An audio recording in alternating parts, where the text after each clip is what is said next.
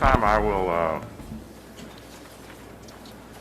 actually, at this time, I'm going to ask that you all join me in prayer.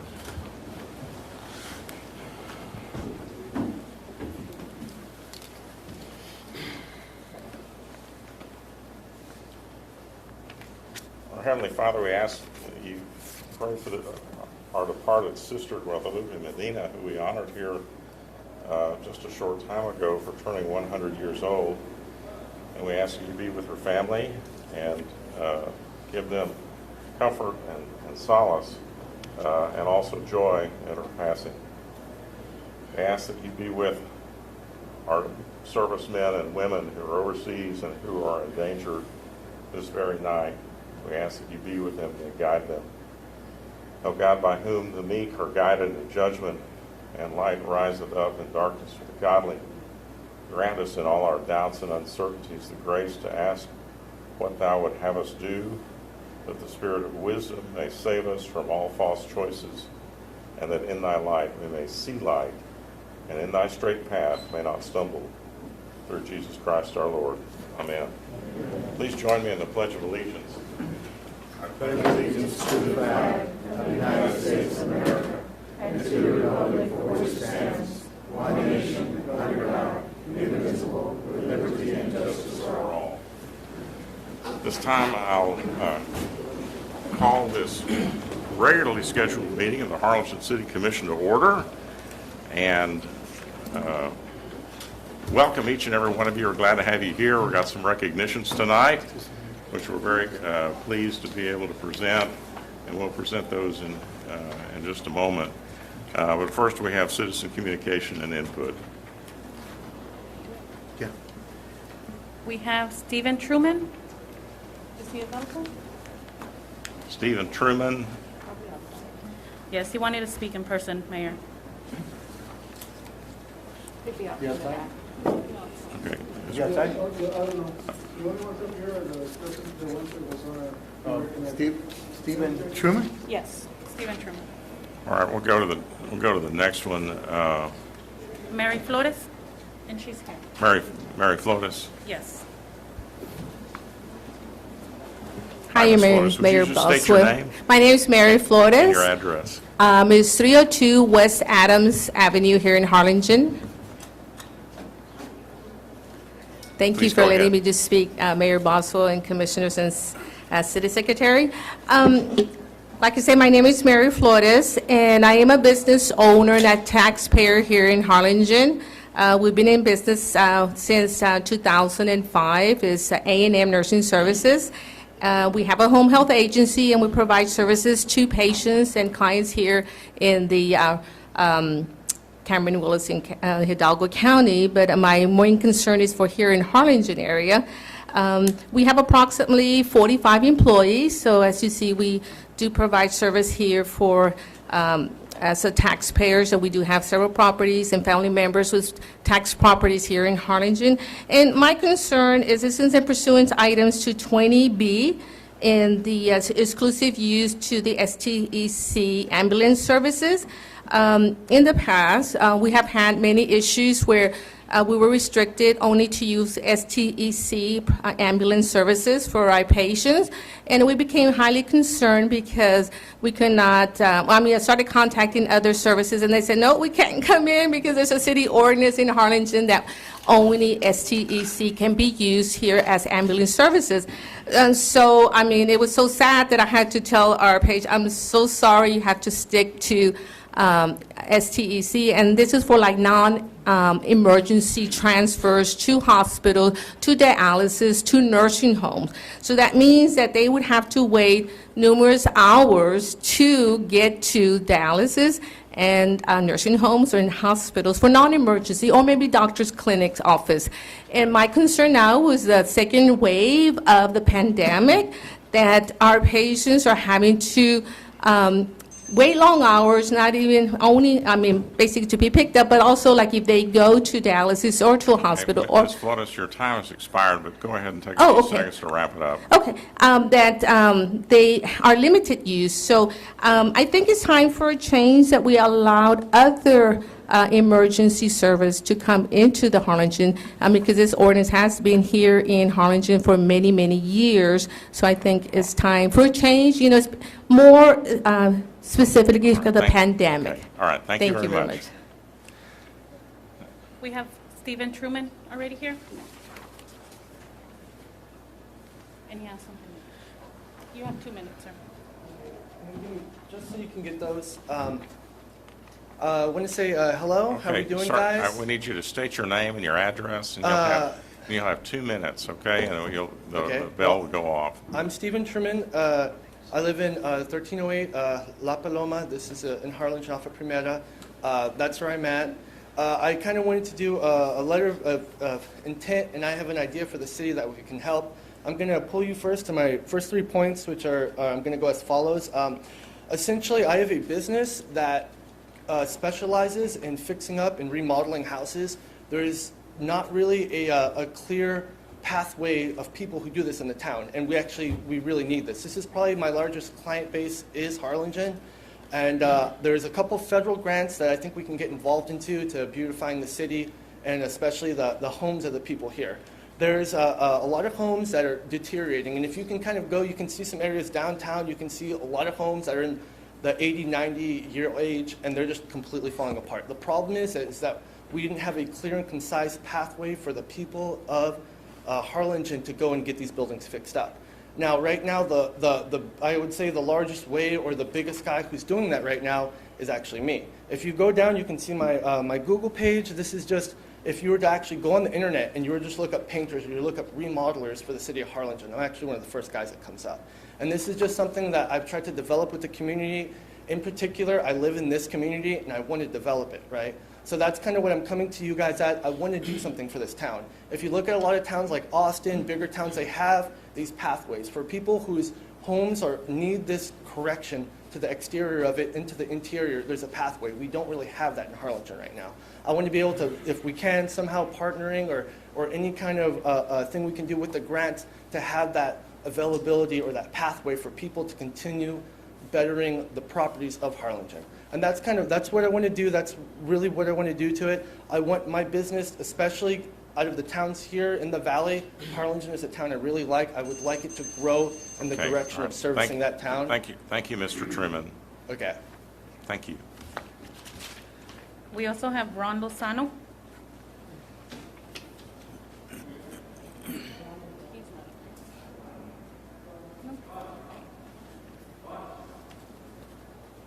They're calling him.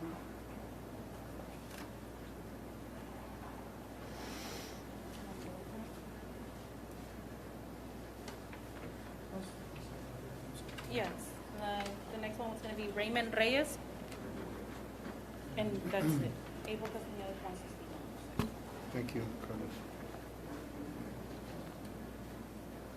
You want to bring Raymond Reyes Yeah, in? he's here. Okay. Could we go ahead and call up Raymond Yeah, Reyes that's what Carlos and is Abel gonna do. Castaneda and have them stand by? Thanks. Good afternoon, Ron Lozano. The item is not for the public, which I guess we should have prepared ourselves after our last commander-in-chief, that things should be done in secret. But even if you hear that message like the last one of lies when you go into executive session right now, just try to make sense out of your authority, and it says that a police official was the one that blockaded free enterprise. And in Texas, we do have a constitution also, and one of those amendments, I believe it's 26, says that competition should be fostered. And a charter that you all have is similar to the Constitution of Texas and the U.S. So those are our guiding lights.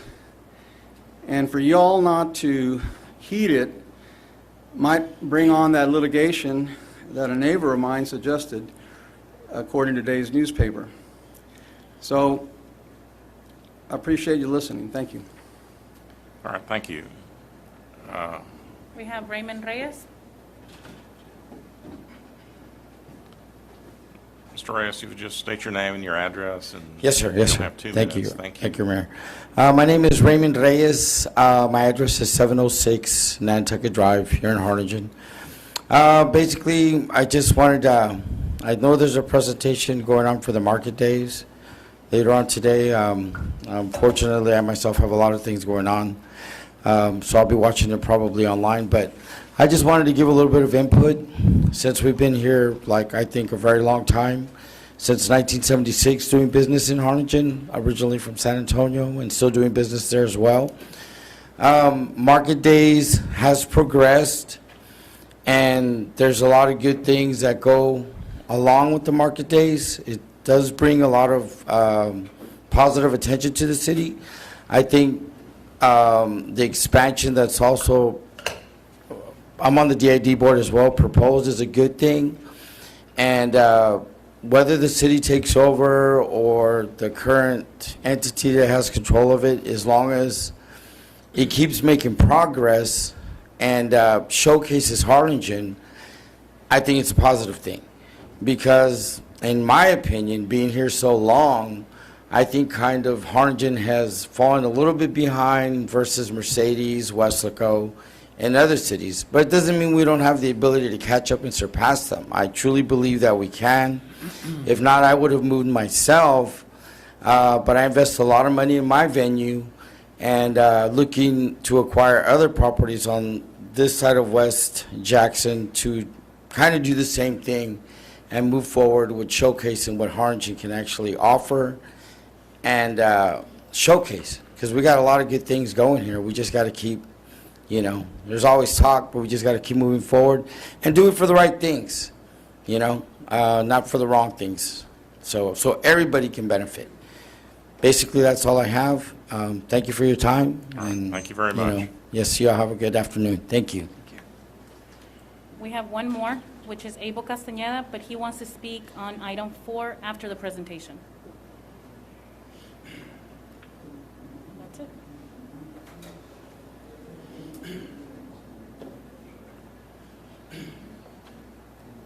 Abel wants to speak on item 4. Castañeda. I'm right here. I wanted to speak Well, on I thought it was you, but you're behind. You got a mask on. I couldn't really tell. They called your name. Come on up to the, but I wanted to speak on the item. you want to wait? Yes, sir. Okay.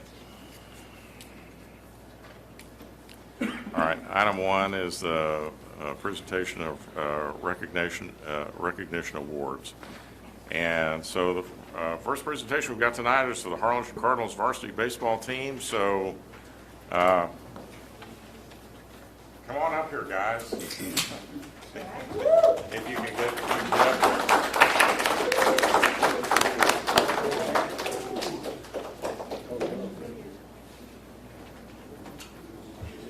That's awesome. You can't stand over here. I'm trying to get a picture of y'all.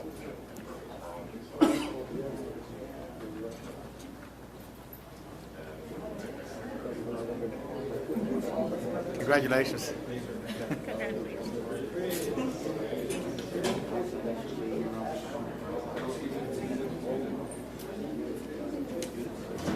Okay, so we want y'all guys had an outstanding season this year, is that right? Yes, sir. All right, and we want to recognize you. Thank you for that. We want to bring you all here tonight and say thank you because you really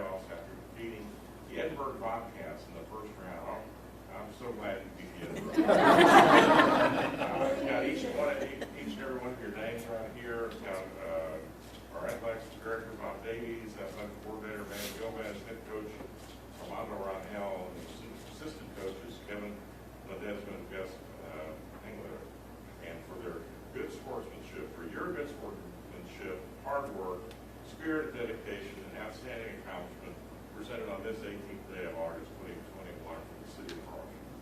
So who's the captain?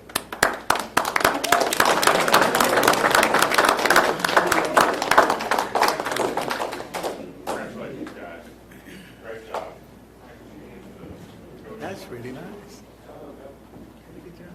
The one that says coach on it. Okay, and we have a separate recognition award. City of Harlingen congratulates Armando Rondell, head coach, District 32 6A Coach of the Year, Valley Morningstar Coach of the Year, for your determination to succeed, underscored by your confidence in the Harlingen Cardinals varsity baseball team, which has brought them to triumphant winning season 2020-2021, presented on this 18th day of August 2021. Congratulations, Coach.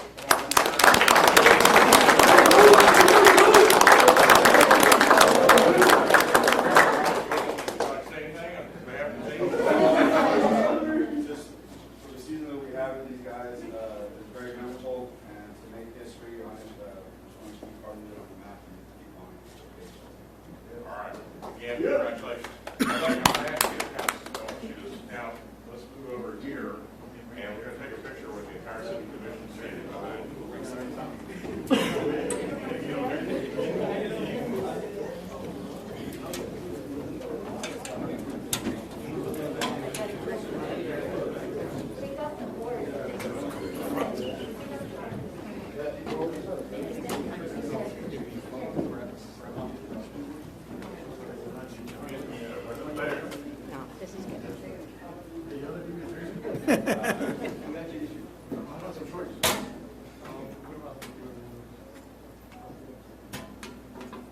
That's really cool.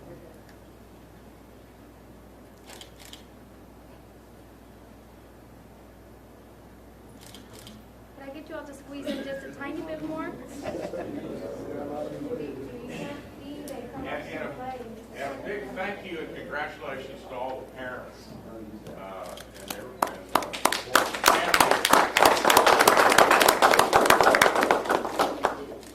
Thank you. all right, thank you, congratulations.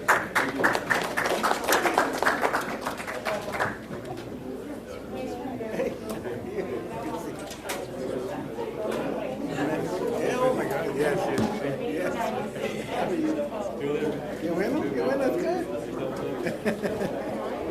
I'm gonna take care of it. I'm gonna add that.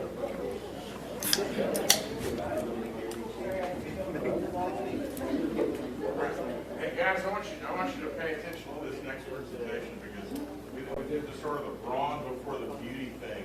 Now I call it the next recipient of an award, and that's Ms. Gabriella Lien. You come up here.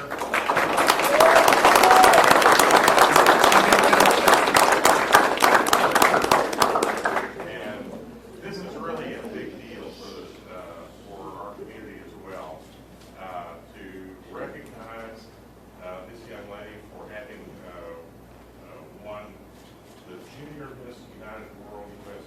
pageant title. Wow. It's an accomplishment for somebody, and so we just want to present this recognition award to you, Gabriella, which says the City of Harlingen congratulates Gabriella Molina for an outstanding performance in the Junior Miss United World USA preteen pageant and applaud you for your determination to achieve the commemorating victory as Junior Miss United World USA preteen presented on the 18th day of August 2021 in the City of Harlingen. So congratulations.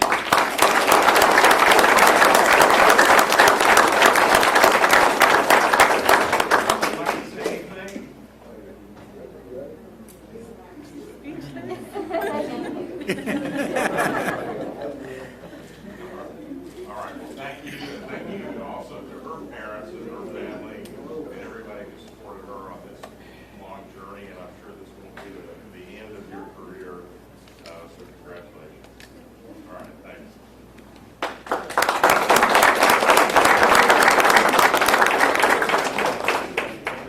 It's a big thing. That's awesome. That's awesome. All right. Item 2 is the approval of the minutes of the special city commission meeting of May 12, 2021. Are there any additions or corrections to the minutes? Good job, guys. So moved. All those in favor say aye. Aye. Those opposed? Aye. All right, on the consent agenda, I'm going to pull item 3E, which is the second final reading to approve and adopt an ordinance for a special election to be held in the city. Mayor, can you hold on a little bit because I can't hear?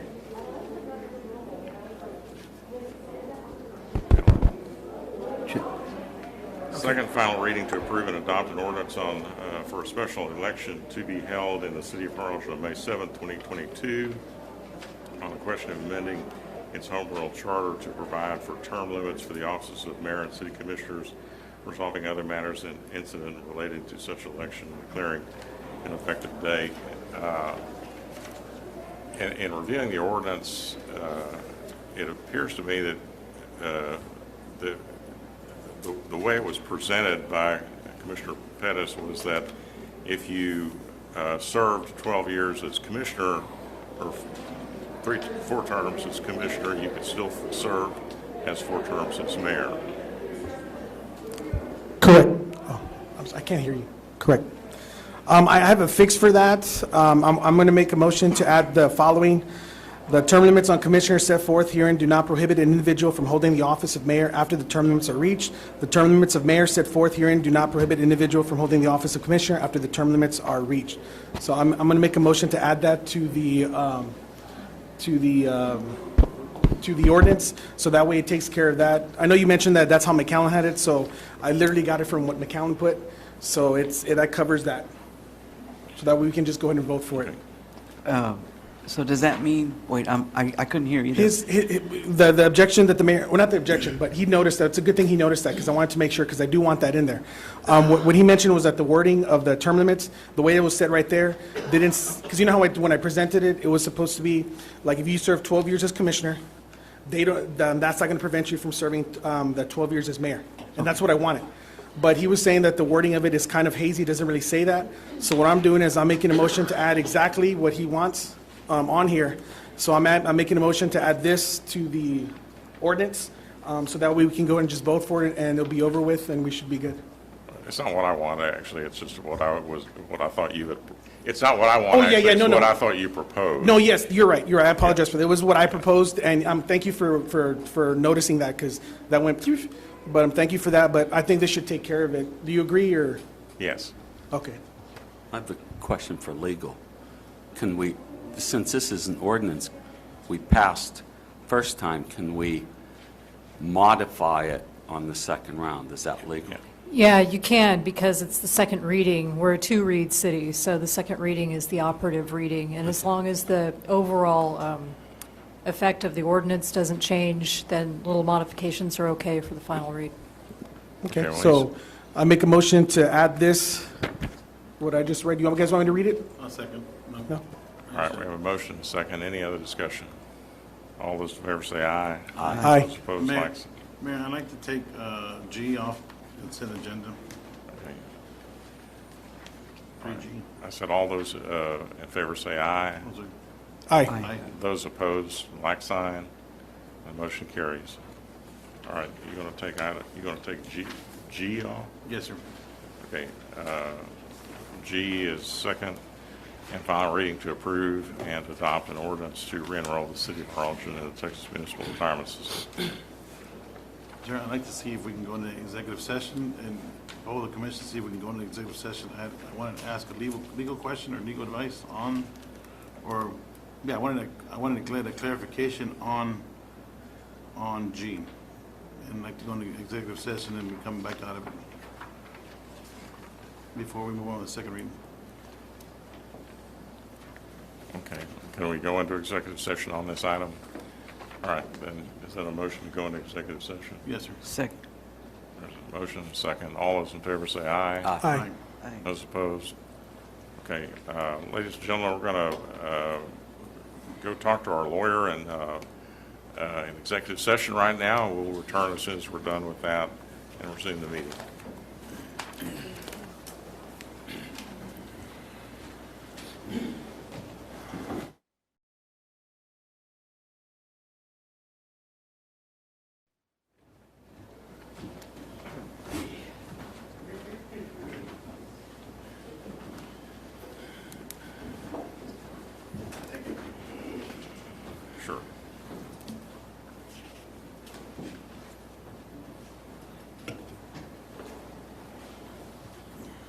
Okay, so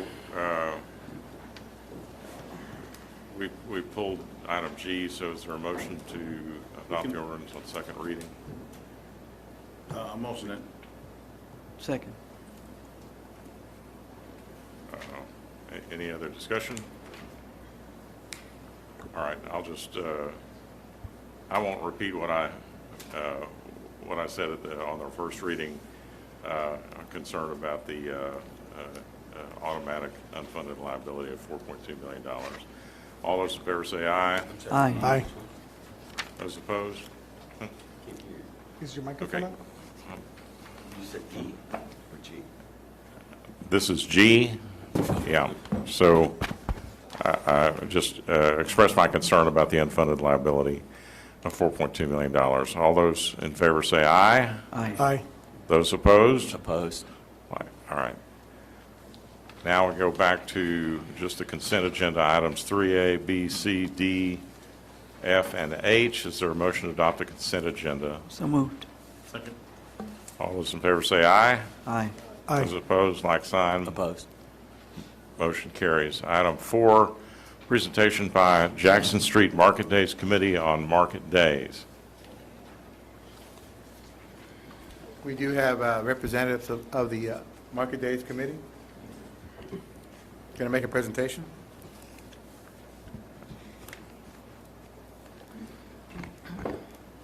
Good evening, Mayor, City Manager, and City Commissioners. I am Beth Fuquay, a lifelong resident of Harlingen and owner of J&B's Cafe. I am here with the invitation of the City Manager because some of you are interested in getting the city more involved in Jackson Street Market Days and perhaps are not familiar with its history and how it works. So this is intended to be a quick overview of the who, what, when, where, why, and how of Jackson Street Market Days. Market Days is a free open-air street festival in downtown Harlingen. It is held year-round on the first Saturday of every month. Since it began in 2001, Jackson Street Days has been run by volunteers with the aim of getting residents and visitors to come spend time and money in our downtown businesses. And while the outdoor vendors are important to this effort, the main goal of Market Days, and frankly, the reason for the event, is to attract people who will spend money in downtown businesses that operate in traditional brick and mortar buildings. Market Days creates a monthly boost in sales of dozens of small, locally owned businesses from antiques to restaurants. It is crucial to helping tenants and property owners make rent or pay their banknotes. Market Day also increases monthly sales tax revenue for the city of Harlingen, both for downtown businesses and from other Harlingen stores, restaurants, gas stations where visitors stop en route to or from our event. The success of Jackson Street Market Days has been key to attracting more downtown Harlingen investors, folks who spent millions of dollars in our city buying and renovating both small properties and very large old buildings. This has contributed to a boost in downtown property valuations over the past 20 years and increased property tax revenue for the city, the county, and school districts. Now turn to who runs the event and how it is managed. Some of you may not realize Jackson Street Market Days is run by a 501c6 nonprofit corporation. Myself, my colleagues, Sue DeBrook, June Ramirez, and Steve Ani serve as officers of Jackson Street Market Days Incorporated. We are not paid, we serve as volunteers. And for 20 years, we have contributed hundreds of hours to plan, run, and constantly improve our event. Many other volunteers from the downtown business community have helped in this effort. This includes Donna Gale and Bonnie Keener, the two wonderful ladies who started Market Days in 2001. Some of our volunteers come out at 5 a.m. to set up barricades, carry tables, or help vendors find their booth location. Others pick up trash during the event, assist with the breakdown at the end of the day, or register vendors for the next month. Some of those volunteers are here tonight, and we truly cannot thank them enough for their selfless efforts to make Jackson Street Market Days a successful event every single month.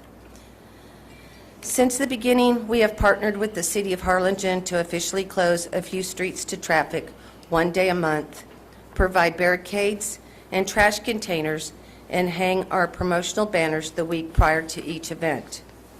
And for all over a decade, the city has provided a link through its website to Market Days vendors' application and rules, so those are easily accessible to any interested parties.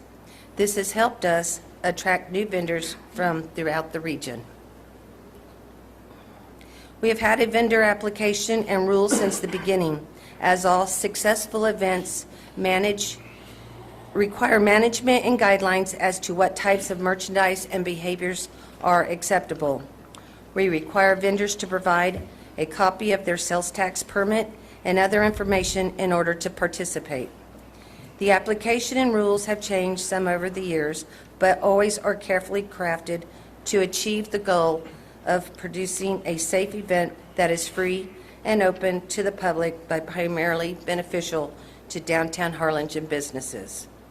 We are very proud that Jackson Street Market Days has grown considerably over the last 20 years. It started with just a few vendors in one block and now has 160 vendors stretching over several blocks. We have gone from playing CDs on a 1980s boombox to regularly hiring outstanding live bands. In fact, Commissioner Puente played at Market Days just 2 weeks ago. We have gone from relying on word-of-mouth PR to regular paid advertising that brings attention and visibility to both Market Days and downtown Harlingen on TV, in the newspaper, and in other media. I think it is also worth noting that as Market Days has grown, it eclipsed and replaced the annual city-sponsored event, Jackson Street Jubilee. Jubilee was discontinued in 2007, in part because its planning and management took so much city staff time away from other functions. And by that time, Market Days was attracting large and profitable crowds to downtown Harlingen, 12 Saturdays a year, rather than just one, and with volunteers all doing the work. We estimate attendance at Market Day now averages 4,000 to 5,000 people each month. In addition to advertising, the fees collected from our vendors are used to help with other downtown projects, promotions, and activities. This has included paying for porta potties at downtown events like Christmas Parade, Jackson Street Classic Car Show, buying candy for the city's Halloween event on Jackson Street, and supporting the development of new community events such as the Harlingen's Farmers Market and Harlingen Art Night. We have paid for beautiful lights outlining the tops of the buildings, murals by local artists, and other projects dedicated to the betterment of downtown. 20 years ago, Jackson Street was the first Market Days held in the Valley. We always like Harlingen to be in the lead, and with Market Days, we truly are, and we continue to be. Our business model has replicated in cities throughout the Rio Grande Valley who are eager to realize the success we have had.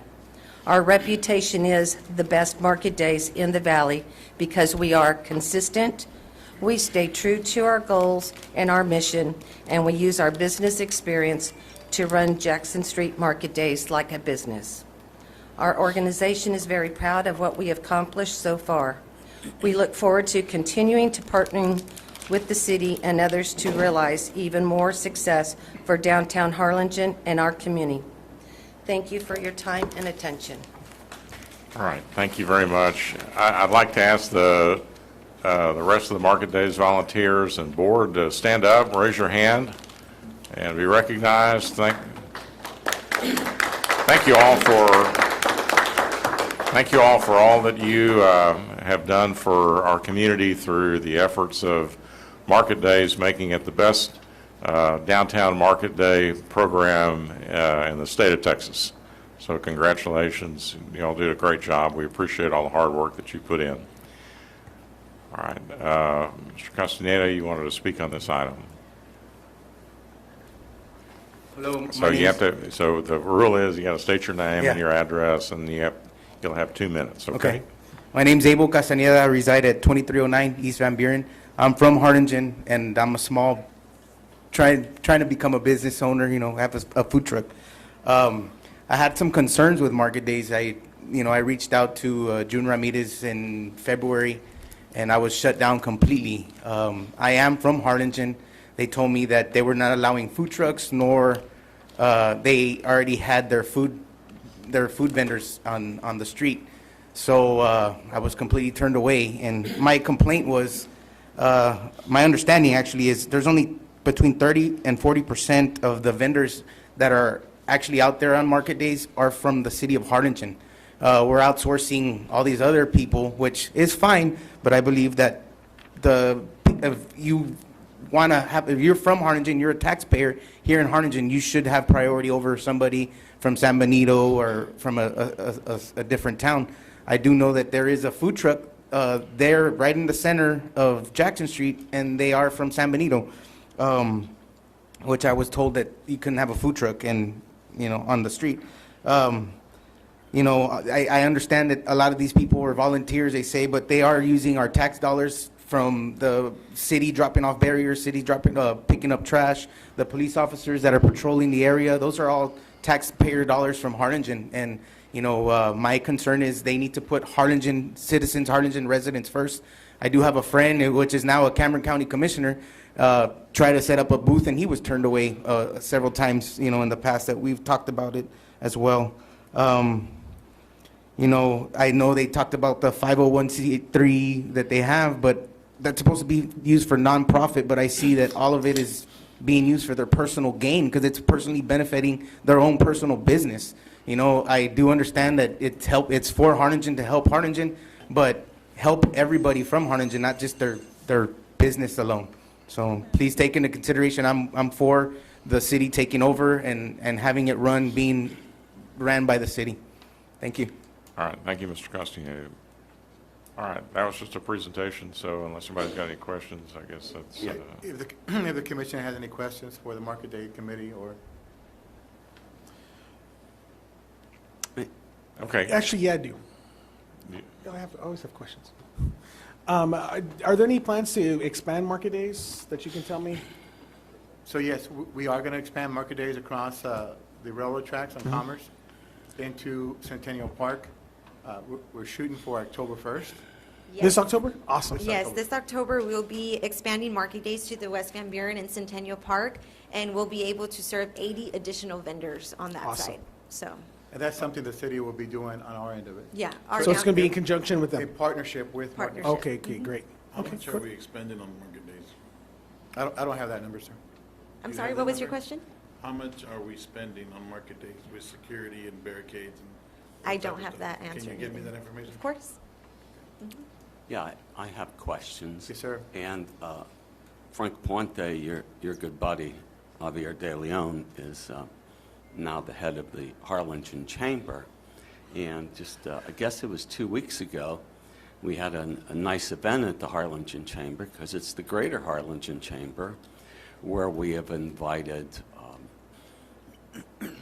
La Feria and Rio Hondo and Primera and the Santa Rosa and the other communities around, because Harlingen isn't just Harlingen, it's the catchment area for the northern Cameron County and the surrounding communities. And they can't afford a Chamber of Commerce, so they're going to join with us. And so on one hand, we have people in the city welcoming other vendors, other companies, other citizens from our surrounding communities to come and join us and celebrate the strength of Harlingen and the strength that Harlingen can give to those communities. And now we have Mr. Rini Perez, who was given a donation, a financial donation by Abel Castaneda for his campaign. And this was after the February 11th, when Abel Castaneda was turned down a permit. That's not true. Oh, you're not the one who gave him the donation? No, I never made a donation at all. So I would like you to... Okay, I will rescind that comment then. I did help Robert Lethwich with That's the guy that lost you. Okay, I rescind my comment then, sir, and I apologize to you, and to you, Mr. Pettis. Apology accepted. But it strikes me as peculiar that we will welcome other communities and then the city take over market days and say, screw you, it's for Harlingen people only, Harlingen vendors only, and you people in other communities, you can come here and spend all your money here, but damn, you can't not set up a booth here. And of course, government can ruin a one-car funeral, and I'm afraid that's what's going to happen with this. This is a successful volunteer organization who has done very well on their 501c6 status. And that doesn't mean they can't make a buck. What it means is that they don't pay taxes, and they use that money to reinvest into that business. As you would know, nonprofit hospitals and nonprofit agencies. Their job's not to lose money, but their job's to break even and make a couple bucks for when the rough times come. Let's say a COVID pandemic or something. So that the city of Harlingen's speaking out of two ends of the mouth, and that doesn't work for me. And I think the volunteer people who have had that learning curve and who have mastered that learning curve and who make changes periodically to that learning curve should continue to do what they do. And this is government taking over private enterprise, and this is what causes fascism and dictatorships to take over the people's civil liberties and rights in order to run things for the benefit of the people. So why don't they rent a private piece of land? Okay, well, now, all right, does the commission have any other questions Yes, for, does anybody have any other questions for Market Days folks? In all due respect, sir, that's not what I heard. I heard the gentleman state that he'd like a higher percentage of residents from Harlingen get an opportunity to be a vendor. That's what I heard. Right, and I heard that too. And so my question is no different. where else in Harlingen government, when we have events, do we require Harlingen residents only, or a certain percentage of Harlingen residents? But if I understand correctly, sir, the Lifestyle Show Mercedes almost has a similar model. And I'm not arguing for or against either one of those arguments. I haven't looked at it enough yet. But that's what I heard. So I think it's unfair to do. It's probably something we need to look at and get some questions answered.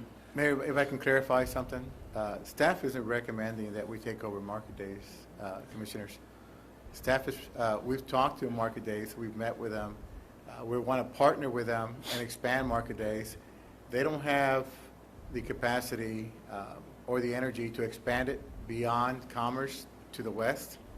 So that's where we will take over that portion of it in partnership with Market Days.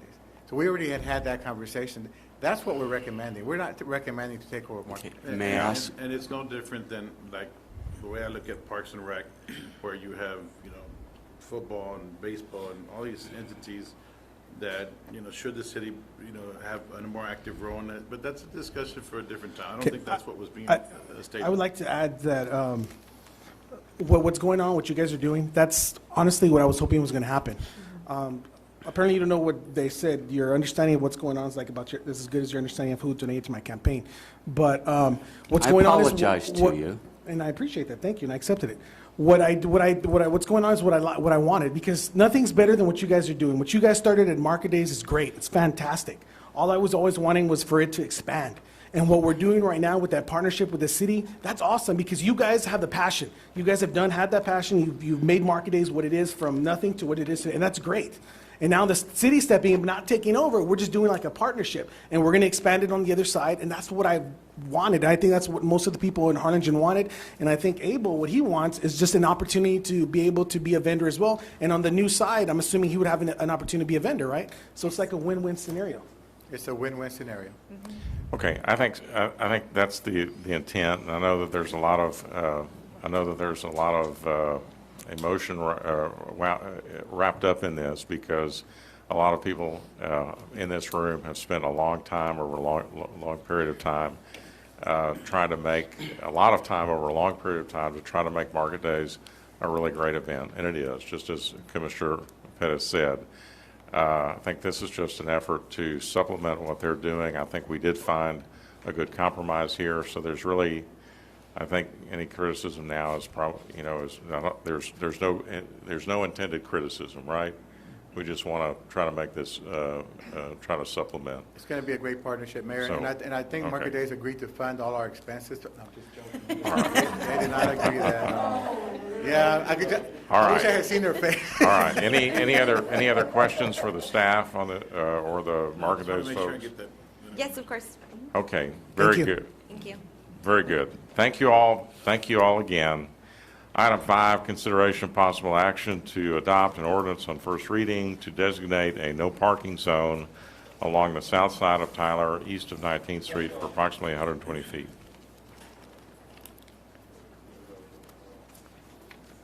Andy? Good evening, Mayor and Commissioners. This item is in regard to a proposed no parking zone for the Plaza Colonial Business Center. We were contacted by the manager for the center with concerns about vehicles parking both to the west and the east of the entrance and exit. Causes some issues with site visibility when exiting and also when leaving. So we reviewed it. We sent out requests for a solicitation for feedback from residents within a 200-foot radius, and receiving none, we are proposing to move forward with the no parking zone. I'd be happy to answer any questions. Are there any questions? If not, can we ask the city attorney to read the caption, please?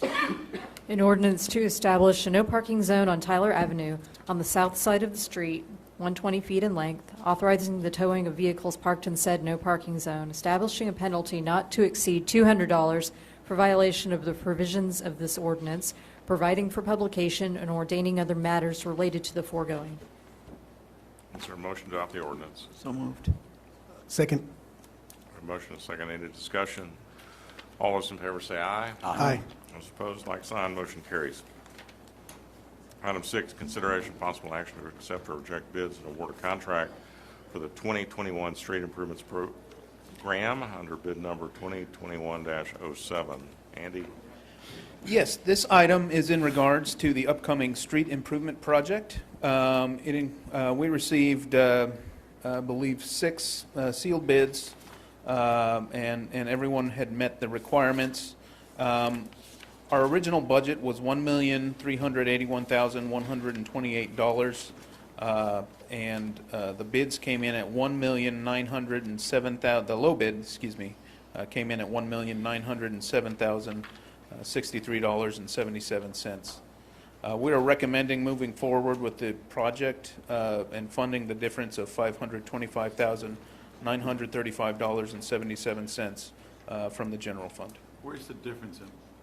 I'm sorry? Where's the difference? Is it in material? Is it in labor? Is it? We had originally anticipated partnering with the county for the reconstruction of Garrett Road. Our original concept included left turn lanes and a widened road. In the process of design, we realized we were constrained by the existing right-of-way out there. It's a beautiful stretch of road, but it's got these varying right-of-ways. Sometimes it's only 40 feet, some areas it's 80 feet. So So we changed the scope of work a little bit for better. Well, in order to move it along, because that roadway, if you've been out there, is in horrible shape. Right. And so the county was going to participate with the left turn bays, but to widen it 24 feet, that was going to add substantial cost. Right. So to give you an example, Garrett Road, to pave Garrett Road the way Andy has designed it right now, is about $791,000. If we go to a 24-foot roadway, as the county is proposing throughout the stretch, it's about $1.9 million to the city. That's $1.1 million cost that the city would incur in addition to. The issue that I have with the right-of-way acquisition is acquiring right-of-way takes a great deal of time. That's probably about 18 months. So this project would be put off for about 18 months. Right. And the cost is going to continue to go up. And that's not to say that this couldn't be pushed further out, because sometimes when you try to acquire right-of-way, you have to go to condemnation, and that stretches things out. The other thing that the concern that I had, that I talked to Andy about, is you go out there, you have some very nice homes, some very nice fencing, beautiful driveways, beautiful palm trees. A lot of that will have to be moved. And I can't imagine any of those homeowners being happy about that. And while we're doing all this, that road continues to deteriorate at a very rapid pace. Yeah, And and I, so- and I had already met with Gus. I had met with Gus because it's in my district. Right. So I'd met with him and trying to get the city to still come with us without the right of way, but he didn't. And I'm glad you answered that, because that's a significant difference, right? Sure. Come out of Well, general and fund. there was also discussion about don't going curb and gutter. We did full-blown curb and gutter, which it should be a bond project, by the way. That's not something we can find with the street improvement fund. Right. We're looking at about maybe $4-5 million without right-of-way. And the timeframe on this, you'll start immediately, and are you ready to start? So this is the bid, so we'll issue a contract within 30 days, and we want them to go. Okay. I have a question. Yes. Will we be paving county road? Yes, we've done that in the past, Commissioner. Well, legally, can we pave county road? Can we use city tax dollars to pave county property? I don't know that answer. Caught a little cold here. What is, I can get with Dan and get a little more detail. So part of the road, half is what we call inside the city limits, and half of it is inside the county. Right. So we can't simply pave half the roads. Oh. So we're going to pave all the roads. Yeah, and part of that is because of annexation laws that passed in 2001. 2001. Which require the city, if they're going to annex a road, to annex the entirety. Given that or a public purpose, I mean, it's probably fine. I mean, I'd have to, So to give you an example, Brazil Road, but Brazil Road's in the county. We paved Brazil Road when we built the convention center. So we can pave county roads. Half, anyway, in this case, it'll be half.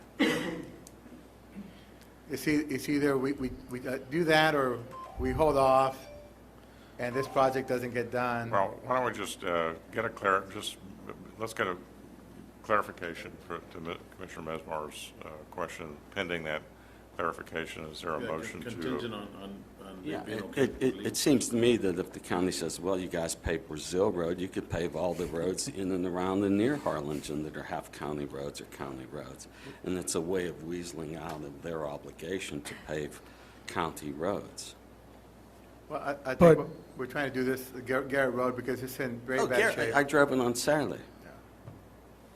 Yeah, but It needs, your whole issue is if you're wondering, correct me if I'm wrong, your whole issue is that you're wondering if we can do it, correct? if we could legally pave county highway. Okay.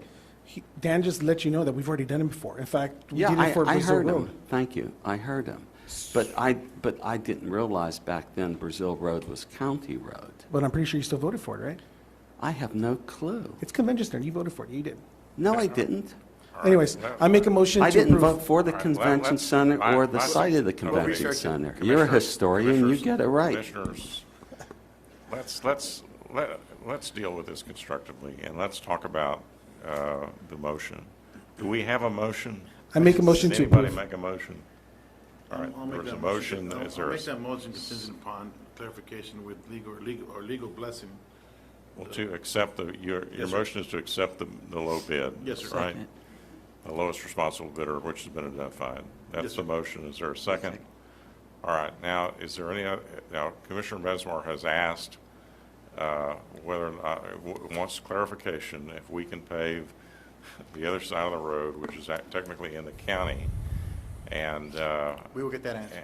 and prior to, so prior to proceeding, we will confirm that. If there's a problem with that, we'll have to bring it back. Yes. Right? Yes, But sir. we will get your question I'll get with Dan on that, and I apologize. It's just I wasn't and anticipating a confirm that. question on And this. so look- And that may be may have to do an interlocal agreement or something like that. Maybe. But I'll get with him. Just belt and suspenders on that, but we have a motion and a second to accept the Wait, low. if I may say one other thing. So it was on Morris Road. Morris was half in the city and half in the county, and the county bellied up and paid their half for the county road, and we paid the other half Yeah, and there was a We section paid of for the Garrett other Road. guy, yeah. Yes, sir. There was a section of Garrett Road a few years ago that they also partnered half and half. They're just, in this situation, they want the right-of-way, they want to expand it, but the cost would be incurred by the city. Right. Because Well, it's just. and that's, I think that's why they're asking for it, because it's on our end. Yeah, and. If it was on their end, I don't think they'd ask for it. It runs the cost up, and not that I'm not saying it's a good idea. I obviously have a lot of respect for Commissioner Ruiz, but I know the condition of that road is deteriorating very rapidly, and it looks really bad. And the travel surface, buses travel through that. Now that everybody's back in school, it's in pretty bad shape. I'm just trying to move it forward, but I respect the wisdom of the commission. We will get you your answer. Okay. And if we can't move We have forward, a bring it back. motion and a second to accept the bid. Is there any other discussion? All those in favor say aye. Aye. Aye. Those opposed? All right. Thank you. The motion carries. Item 7 is a public hearing to consider an ordinance on first reading for the voluntary annexation of 1.47 acres of land being the right-of-way of Dilworth Road, commencing at the northeast corner of Block 1 and Emil A. Johnson subdivision, recorded in volume 11, page 49, map records of Cameron County. Applicant is Cameron County. Mayor, Commissioners, good evening. 2 meetings ago, I brought some resolutions before you to authorize the staff to proceed with voluntary annexations. We have a 2-lot subdivision that requested annexation, but to annex the subdivision, we have to annex the county road, which is Dilworth, from Garrett, 1,400 feet to the south. The great news is this street is in great condition. This portion of Dilworth is in great shape. No need to do any repairs. So we just, It wasn't planned like that. so we just need to have the public hearing and then adopt the ordinance, one for the road and then a separate one for the private property. Okay. I'm going to go to the public hearing and open the public hearing. Is there anyone who'd like to speak for or against this annexation? Hearing none, I'll close the public hearing. Ask the city attorney to read the caption on item B, which is consideration of possible action to approve an ordinance on first reading for the voluntary annexation of 1.47 acres of land being the right-of-way of Dilworth, commencing at northwest corner of Block 1, Emil Johnson subdivision, recorded in volume 11, page 49. An ordinance extending the corporate limits of the city of Harlingen through annexation of 1.47 acres of land being the right-of-way of Dilworth Road, commencing at the northwest corner of Block 1 of Emil A. Johnson subdivision, recorded in volume 11, page 49, map records of Cameron County, binding the land to all of the acts, ordinances, resolutions, and regulations of the city, approving a service plan, providing for severability, and providing an effective date. Is there a motion to adopt the ordinance? Motion. Second. Any discussion? All those in favor say aye. Aye. Those opposed, like sign. The motion carries. Item 8, public hearing to consider an ordinance on first reading for the voluntary annexation and establish the initial zoning to residential single-family R1 district for the proposed Serenity Estates subdivision located on the west side of Dilworth Road, south of Garrett Road. The applicant Graham Lee Smith and Jennifer Barnetsky Smith. Javier? Yeah, we just need to have the public hearing and adopt the ordinance on first reading. Okay. Go to item A, which is public hearing. Open the public hearing. Is anyone like to speak for or against this voluntary annexation and the rezoning, initial zoning? Hearing none, I'll close the public hearing and go to item B, and I'll just ask the city attorney to read the caption on item B. An ordinance extending the corporate limits of the city of Harlingen by annexing for full purposes the proposed Serenity Estates subdivision located on the west side of Dilworth Road, south of Garrett Road, and establishing the initial zoning to residential single-family R1 district, binding the land to all of the acts, ordinances, resolutions, and regulations of the city, approving a service plan, providing for severability, and providing an effective date. Is there a motion to adopt the ordinance on first reading? So moved. Motion.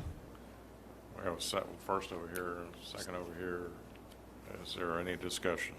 All those in favor say aye. Aye. Those opposed, like sign. The motion carries. Item 9, consideration possible action to authorize the city manager to accept the award of $600,000 from the Department of State and Health Services to increase staffing capacity for COVID-19 prevention and vaccine administration.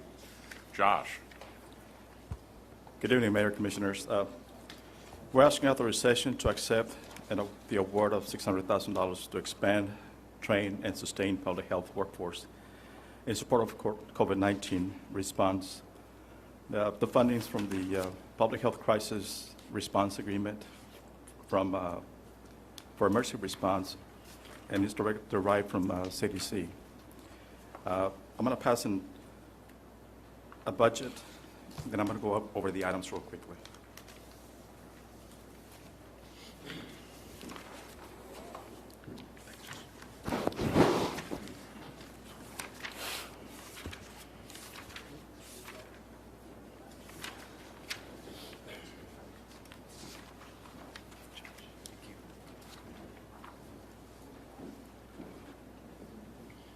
Thank you, Josh.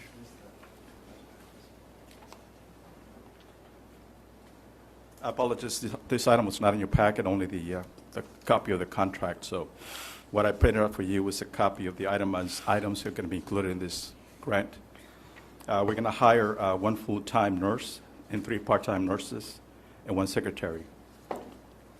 We're also going to purchase computers, phones, and printers for this additional staff. We're also going to include cubicles and modify some workstations to add this additional staff. This grant also provides an incentive retention pay for staff. That includes about $2,100 for health department staff that is managing and performing the COVID-19 vaccines. This comes from the CDC funding, and we recommend approval. So some of the monies, just to clarify what Josh just said, some of the money would be used for additional pay for existing staff, right? Correct. Yes, sir. For retention because of the COVID-19 pandemic. So I just want to be clear to the City Council, if we accept this grant, what we'd like to do is bring back what that would be, what that stipend would be, and have the City Council approve that. This is for public health staff only. That's what the grant is geared towards. Okay. Questions? Yes, sir. When the $600,000 is used up, then these jobs all go away? Yes, sir. Okay, so we're hoping these are temporary positions funded by this slug of money only. Yes, we're working with CDC and the state to see if there's going to be additional funding. Okay. There are additional fundings, but again, it's also temporary. It's in 3 years gaps or 4 years programs. Okay, and earlier in the week, the CDC wanted people who were immunocompromised. I've not seen the list of what defines immunocompromised in the CDC vocabulary to get their 3rd injection of Pfizer or Moderna. And now today, the federal government said, full tilt boogie, everyone should start getting their 3rd Moderna or Pfizer come September 20th. And so will this deal with that new onslaught of people wanting and getting their 3rd vaccines? Correct. The additional funding that CDC is putting out, in addition to this one, we also apply for another funding that is coming in the future. That is to enhance and to prepare us to be able to provide the booster vaccine that's going to be required soon. Also, and to continue with the vaccination clinics that we have. So this hopefully will continue funding within the next 3 years to prepare us for the next 3 years where the COVID hopefully will be more under control. Yeah, to remind the commission, we also received, Josh and Ana Hernandez received a $1.4 million grant. $600,000 of that was for rental of the convention center for vaccination clinics.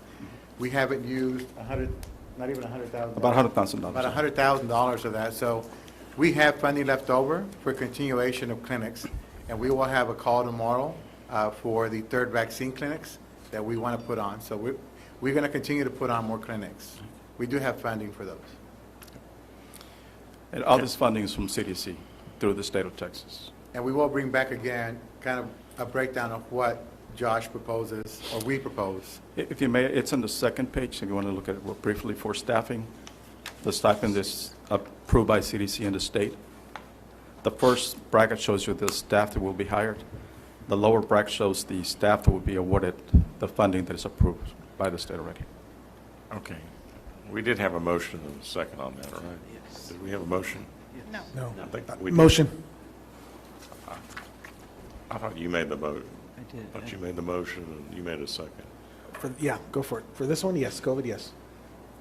Myra, did he make, we already have a motion and a We second, have right? him Yeah. first and. Second, Commissioner okay. Okay. Any other discussion? All right, I want to, all those in favor say aye. Aye.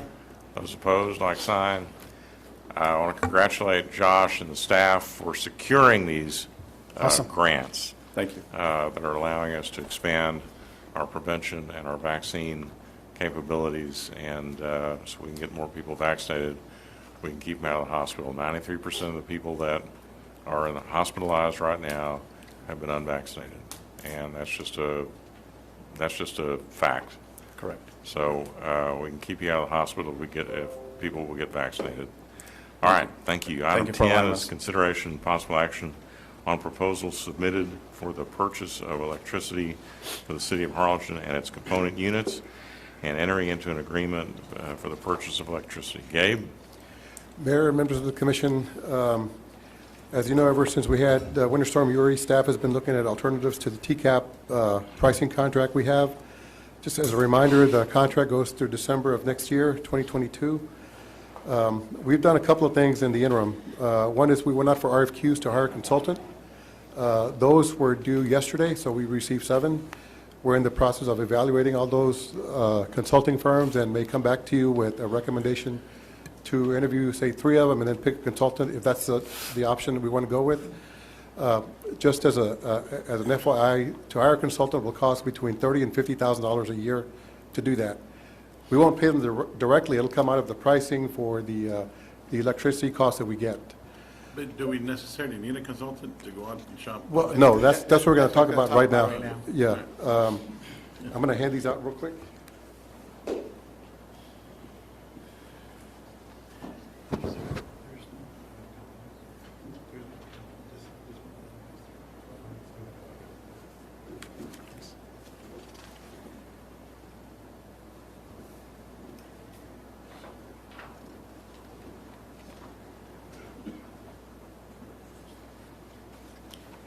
This is another option that the city council may want to consider.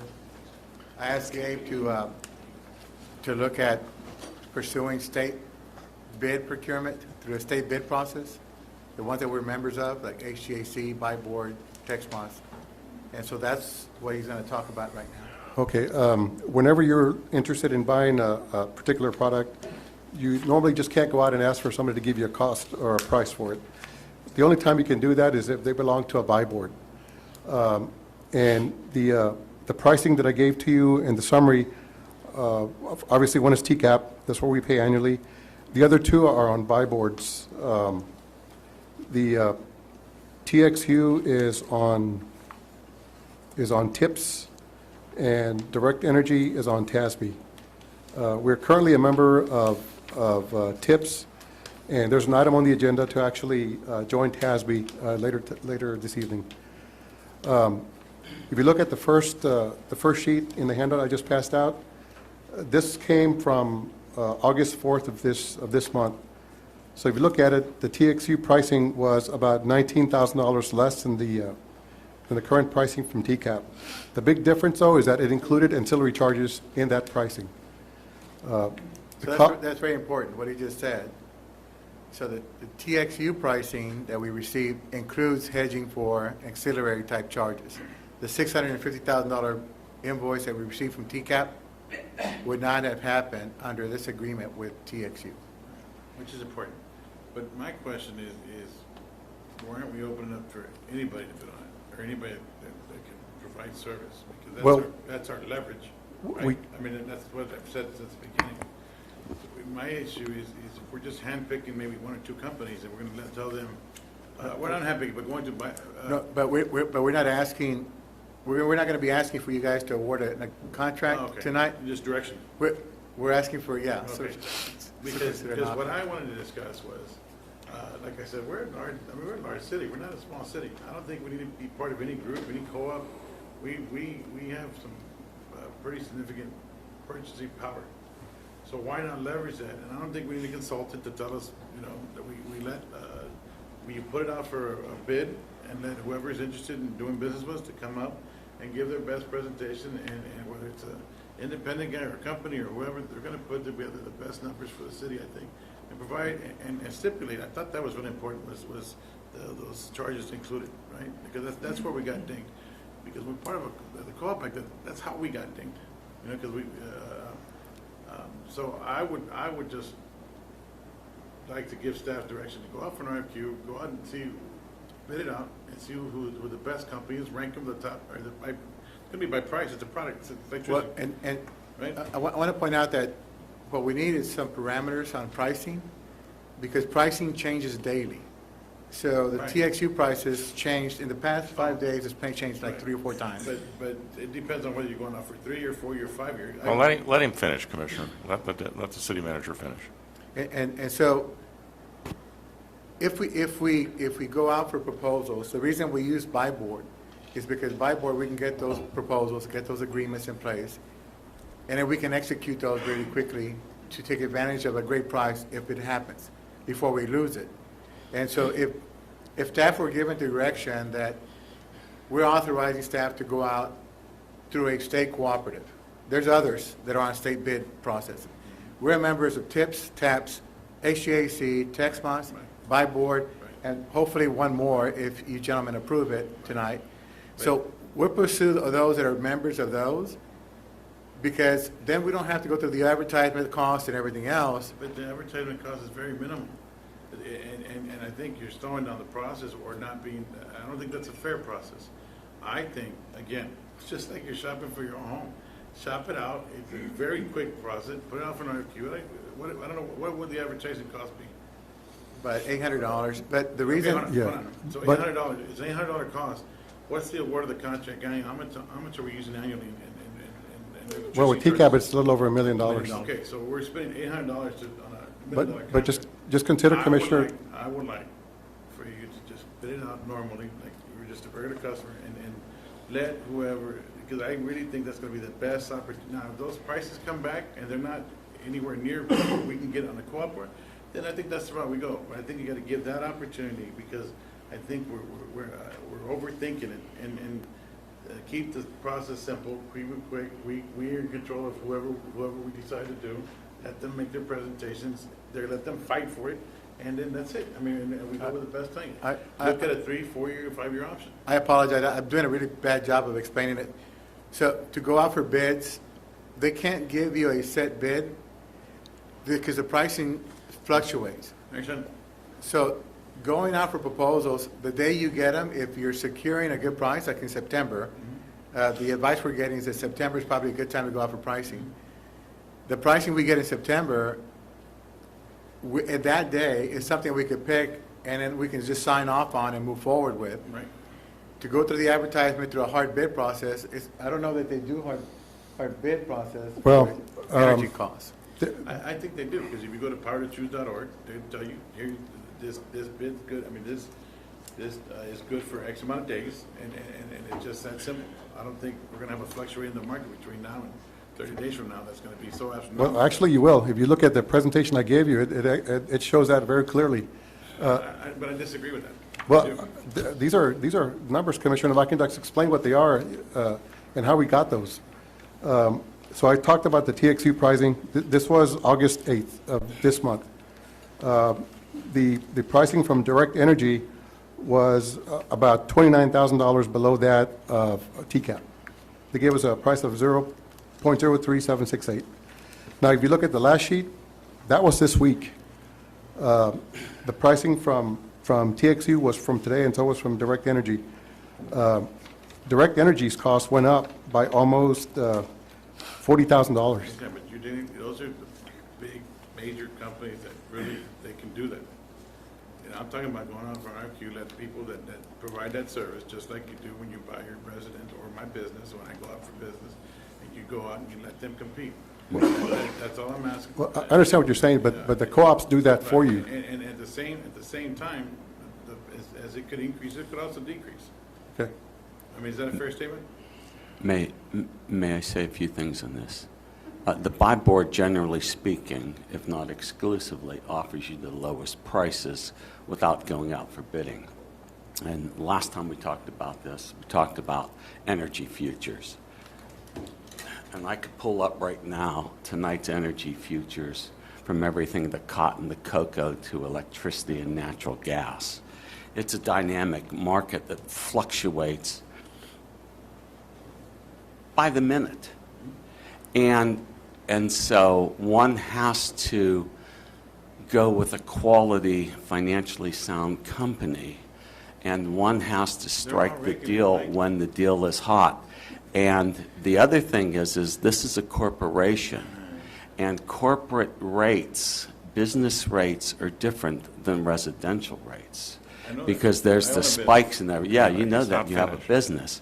So for us to spend another month or so dickering in prices that fluctuate daily in quotes is I think that's a silly game. And I think the buy board is the best way to go. Let me make this point. What was our price with TCAP under the current contract? 3.8 cents. 3.8 cents. A little more than that. Right. And how long ago was that we talked about this? 3 months ago? That price has been fixed for... What, 5 years? When we started talking about this. 4 or 5 years? This was in February. In February, right? February, March, April. Look where we're at now. And we're getting a better price now than we were 6 months ago. We did early this month, but not this week. This week went up. Well, I know, but I would still like this board to consider doing what I asked, and I think that's the right thing to do. Because I think that's... What is your proposal, Commissioner? My proposal is to go out for an RFQ and put it out for bid, and letting any service provider that can provide service to our city with the amount of leverage that we have with our Okay, buying. and what is the staff's recommendation? That we, I'm just trying to understand what the, can I just get an answer to my question? What is the staff's recommendation? so that we pursue pricing through one of the state cooperative bid purchasing networks, and staff be authorized to stay within a parameter, price per kilowatt hour, that includes ancillary type coverage. And what we're asking for is that we go from a range of 3.5 cents, 3.5 cents to 3.8 at the top end. And if we're able to find one in between that range, that we execute an agreement depending on the term. So the longer the term, the better the rate. So I would like to go with a rate with a term for about 48 months to 60 months. And I think we can do that without having to go through the Okay, and Commissioner Morales, go ahead. We're all looking at pricing. We're all looking at pricing, but nobody... I don't think it's on. What services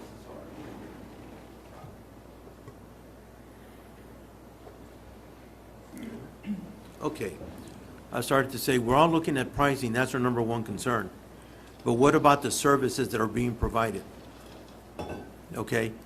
We get a consultant, he's going to be an expert, or at least he should be. We hire a correct one, a right one, that's going to make sure that we ended up getting good service and our energy bills are audited monthly. I know we spoke earlier and you said, we do it. I'm sorry, but I don't think we have the staff to do that on a monthly basis. You have a consultant, this is what they've done for a living. Okay? You want to, That didn't work out for our insurance. Well, Yeah, I wasn't happy with our insurance, and we had a consultant that did a well, see, terrible that's job. just it. Okay? Think about it. We ended up having a consultant for insurance, but right now, the city is looking at what? Over $650,000 that they have to pay. And we did that ourselves. I'm referring to the city. Okay? We were part So, of cooperative, which I correct. agree with. And if we get a consultant, we make sure that they're liable for a mess up like this. I don't think. Oh, no, I don't think that's needed, sir. I don't. Look, we're just looking at pricing. That's all you're concerned No, with, I'm- okay? I'm trying to get the best contract for the city. And guess what? And I don't think you need to spend money with a consultant to do that. I think we And got I very disagree. smart enough people to do that. I disagree. Okay. We can spend Well, then that's 26, okay. yeah, That's we okay. can spend We can disagree 26, on 30,000, 35,000, but if they can save us the $650,000 that we're up against right now and save us on energy costs and find out where we're messing up, it pays for itself. I'll give you an example. Credit card processing fees is one example in a business that's a hard cost. So you have Visa, MasterCard, American, they're all going to get their money. In this case, the energy providers, they all get their money, okay? It's what's put on top of that. I mean, that's where the priority, that's why I don't agree with going with such a large company. You go out and you put up for bidding. Who wants to take less money and provide the same service because the energy is coming from the same source? Okay? So that's my recommendation. I had a quick question. And honestly, if you get the numbers in and you don't agree with them, you don't have to, I just think it's an opportunity to go out. Did the staff look into a consultant? So they get the RFPs back, the responses back yesterday? Yes, they were due yesterday. We had 7 respond to the RFQ process. So we can actually go through those and come back with recommendations for the top 3, and the commission can interview those and pick the one they feel most comfortable with. Top 3 consultants? Yes. Yes, the only reason I brought this option forward is the consultant they charge was referred to as a mill, 1 mil. But they're not charging 1 million, are they? And so. No. They called it 1 mil. I had to find out why, but the cost ends up being about $30,000 a year, every year that you have a contract. And that's ridiculous, okay? That's the stupidest thing I've ever heard. On a buy board and state bid cooperative, that fee is reduced to 0.5. So it's half the cost. And without it, you don't have to do it. I just had a quick question. Why are we doing this right now if the contract doesn't end until December? We're not doing it right now, sir. We're not asking you to award anything. Okay, just parameters like you said. We're just asking you, if we're giving the direction, then we can price it when the market is right for pricing, and maybe lock in a great rate. That we can just go out for bid right now. Through a state cooperative, because it's hard to advertise and go out for bids, because you're going to end up with the bids whenever that deadline on that bid is. On state cooperatives, I can request those bids at any time. I think, sir, like I said, I think it's the best thing to do. Is go out Okay, for $800. all right, what do we want to, what do we want to tell the staff to do? Do we want to tell the staff to? I would like to make the motion that we ask the staff to advertise and put on an RFQ and spend the $800, whatever it is to cost, and get that answered. And again, if it comes back to this commission in the short amount of time it's going to take to do that, and we get pricing that we don't agree with, I promise you, I think you're going to be able to find a contract that you can agree with that's going to service the city. It's going to be the right thing to do without having to put any additional fees on it. That's my motion. Is it, may I say something? Yes, sir. Is it possible, Dan, is it possible, since, our contract is not till December, is it possible? Again, I'm just asking. Commissioner, just a second. Is there a second to that? Is there a second to that motion? Well, it depends on my question. All right, well, right now the motion dies, so it'll have to be made again. But go ahead with your question. My question was, is it possible, like what Richard wants to do, is it possible to do it his way, the way he wants to do it, with the $800 advertising, get those things, and then see if it works out? If it doesn't, is it possible to go back to what you're suggesting? Buy board? Yes. Absolutely. You're not committing to anything other than getting a number. What we can do, though, is we could advertise for reps to give us a cost, right? But we can also take costs from the buy boards and compare it to that price. Absolutely. And then that's a great compromise. I just want to see what the numbers are. And then just see if anybody can beat the price of a buy board. Okay, then I would agree with that. Just a second. You have 7 bids for consultants, right? 7, there are proposals. 7 proposals? Yes, sir. Why don't we bring those 7 people in and make them give us a presentation? This way, we can make sure that we're safe. The Commissioner, we can do both. Whether it says is I'll follow through that whole process. I want to just advertise and see what's out there. You want to? And I think we can do both, because we'll get a hard number from however that comes out.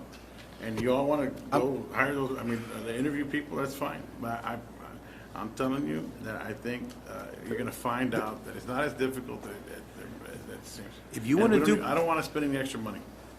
Commissioner, I want to make sure that we don't spend any. What I can do is give you copies of the proposals, because you probably don't want to bring in all 7. There may be some that you can just see off the bat that you don't want to interview, but. All right, let me suggest this, that we schedule a workshop in the next week or so. We'll have time to look at the consultant proposals. You can look at them. We can come back, and whatever y'all want to do, we can do, but let's have another discussion about it. Because we don't. May I ask something? Can we just do a workshop once how long is that advertising timeframe? Well, let them come back to, let them come back to us with here's a consultant path, and here's a request for proposal path, and here's another path, and let's just choose one of those three options. The proposal path could include, as Gabe suggested, also going to the buy board at the same time and getting prices from people who are going to respond to the request, and also looking at the prices of the buy board, also looking at the option of the consultant, and then and then we can decide at that at the next meeting. But I think since we've got the proposals, we ought to take a look at them. So do we need to? Let's just do we spend a little more time on this. We have more things on the agenda we need to get to. So do we need to make a motion to table this and do the workshop? Is that how we need to? That's my suggestion. We just pass on the item. Okay. We'll just do a workshop. And we'll do a workshop. Okay, so we'll, So make a motion that's to what we'll table? do. We'll schedule a workshop in the next, in a short period of time so we can move forward on this. And listen, guys, I know it's not a full moon, but I don't know what, everybody chill out a little bit. I know. Just, let's be cool. Item 12. Item 11, consideration and appropriate action on first reading of an ordinance amending the City of Harlingen Code of Ordinances by providing for the ability to assess a lien on property subject to delinquent utility payments in the Harlingen Waterworks system. Good evening. That would be a Waterworks proposed ordinance. That item is not ready for consideration at this meeting, and it did get into the agenda, but we'd like to bring that back at the next City Commission meeting. All right, so we'll pass item on 11 also. Pass item 11. That's correct. Item 12 is consider as appropriate action on a resolution of the City of Harlingen approving a budget amendment, BA 2021-1, adopted by Harlingen Waterworks System. Good evening, Mr. Mayor, Commissioners, City Manager. This budget amendment is essentially authorizing the receipt and the expenditure of the American Rescue Plan Act of 2021 funds that the city allocated for a one-time premium pay adjustment for essential workers. This covers Waterworks employees. We felt it was appropriate to bring that through as a budget amendment. This was approved by Harlingen Waterworks Board on June the 30th. We have actually made the distribution of those funds. This is making it official. Motion to approve. Second. All those in favor say aye. Aye. Aye. Those opposed, like sign. Motion carries.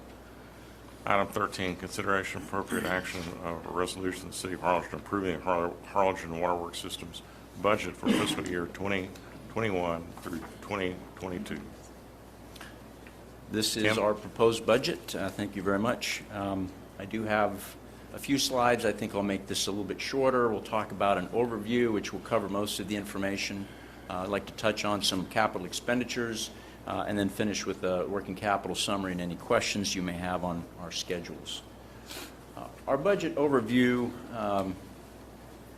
shows that revenues we're projecting 0.2% increase to $21.9 million. This is assuming a 1% increase in service revenues, which is conservative. We are experiencing growth in our meter count of about 1.5% to 2%, and so this is a relatively conservative increase in revenue. Interest earnings, however, are even lower than we had projected for the 2021 fiscal year, so the increase is very small. The ARPA federal grant monies that were allocated or have been planned to be allocated to Waterworks for water and sewer improvements is actually not part of that revenue. I did want to make sure that that was included as one of the funding sources for capital improvements in the proposed budget. Personnel expenses projected to increase by 8.5%. This includes a merit adjustment of 3%, which mirrors what the city is doing for cost of living adjustments. Health insurance change, I believe this is equivalent to what the city is doing. Actual cost we know is about 6.8%. There will be vacancies that we think the 15% will be sufficient to cover that. There is a retirement plan change. I think the anticipation is that Waterworks would follow the city in the TMRS retirement plan for its employees, and so we have budgeted that increase. We have 3 new positions. 2 of these positions will be working over the next 2 years to fulfill an obligation that the EPA has placed on water utilities to go and investigate customer service lines to determine whether there be any lead or galvanized piping. And I think the belief is that utilities are better equipped to do that and comprehensively report on that. So this is an obligation with a deadline. We'll be doing this for 2 years. One of these positions will roll off. It is not a permanent position.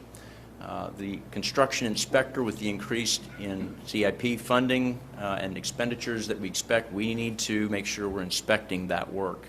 So that is a long-term position. A utility locator is essentially helping to deal with some of the extra load when we get line spotting requests.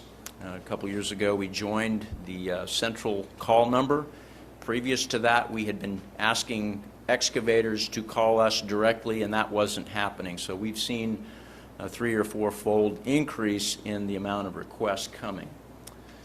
On non-personnel operating expense changes, we're looking at 5.3% overall increase.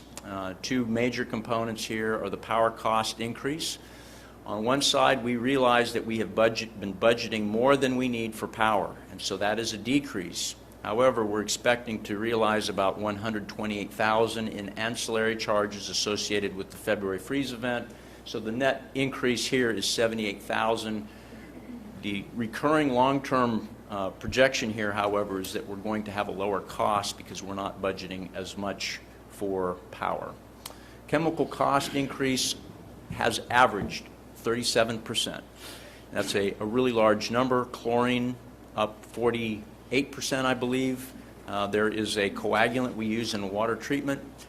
We have been offered a 3-month contract at a 47% increase or a 79% increase for a full year guaranteed contract. We are budgeting for the lower amount with the hope that costs will ameliorate or settle down a little bit.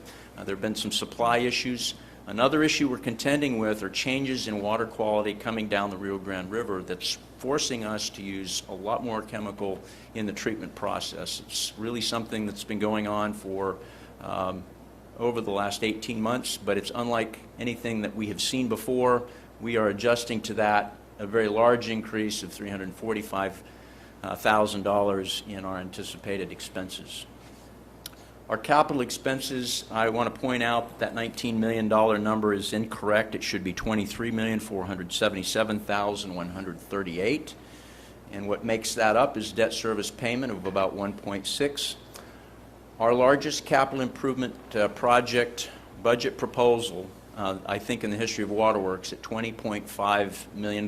Much of that will be financed or paid for through the $10 million grant through the ARPA funding. And then capital assets, which are not your fixed infrastructure. These are your trucks and equipment that help us to perform operation and maintenance of the system. The ending working capital balance is still a very healthy $16.5 million. I would strongly bet that we do not meet our $20.5 million CIP goal, ending a few million dollars short of that. So the 16.5, I think, will actually be a higher ending balance. That's a very strong position financially that provides us well in excess of a year of working capital. So that does still leave us in good position. I want to cover just a few of the capital expenses. I'll summarize. We've got a number of vehicles that we need to replace. We have a fairly large fleet. One of these is a rollover from last year. We had an order canceled for a truck, and we've rebudgeted that. And we don't anticipate that vehicle coming in until the next fiscal year. Another big highlight is this $400,000 amount to replace our enterprise resource productivity software. That's your financial accounting, payroll, budgeting, customer billing. That is a big software system. The one we've had for over 20 years is failing us. It's been bought out by a third party. It's poorly supported, and we need to upgrade to something that's more competent. If there are no questions on that, I'm going to move on to capital projects, and this is also a very long list that I won't tackle individually.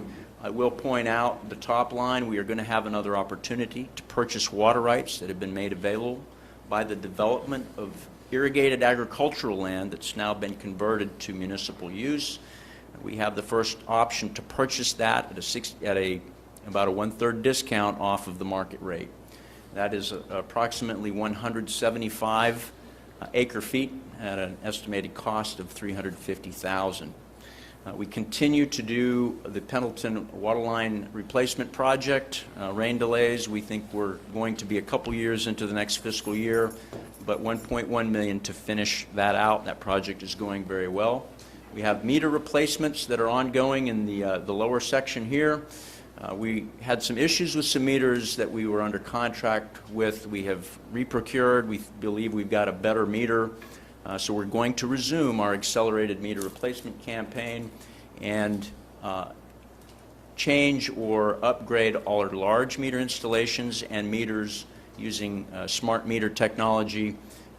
Those are for 3-inch and larger at $1 million. On the wastewater side, the big headliners, priority sewer renewal project package. I'll talk about that in a second. At $6.1 million.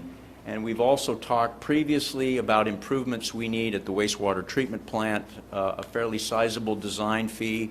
We've already been through one negotiation with one engineer and terminated that, so we're going to be moving on to the next most qualified. Overall, $12 million on wastewater, which is quite large. On the facilities side, we have some issues with the envelope of our main office building that we need to address. We've had structural review on that, window replacements, stucco replacements, a roof replacement. It's a 40-year-old building, and it is overdue that we tackle this. Our board has approved inclusion of that in the budget. Our warehouse yard over on L Street is a dirt area. Whenever it rains, our heavy vehicles go through there. It becomes a mud pit. When it dries out, it becomes a dust bowl and blows dust on neighboring communities. So we want to address that with concrete paving. Yes, sir. Quick question. Yes. Sorry. Because I know through our conversations, the pumps that you're upgrading, the lift stations, 76 and 75, are those the ones where all the wastewater from the west goes through that you're upgrading? Say that. The lift stations, 76 and 75, the ones you're upgrading. That's number 59, lift station, that's... No, where it says lift station 76 and 75. These two right here address a situation where we have very common overflow situations when it rains, when we get heavy rains, not necessarily those big 100-year storms, but even the 2-3-inch rains. We have to do some very manual processes there. We think we can upsize those pumps, but we're proceeding carefully. We don't want to put too much pressure on that force main to disrupt it. So we're going through the process. We're looking at pump replacements that we can get a lot more capacity through those force mains if we just put in a bigger pump with higher pressure.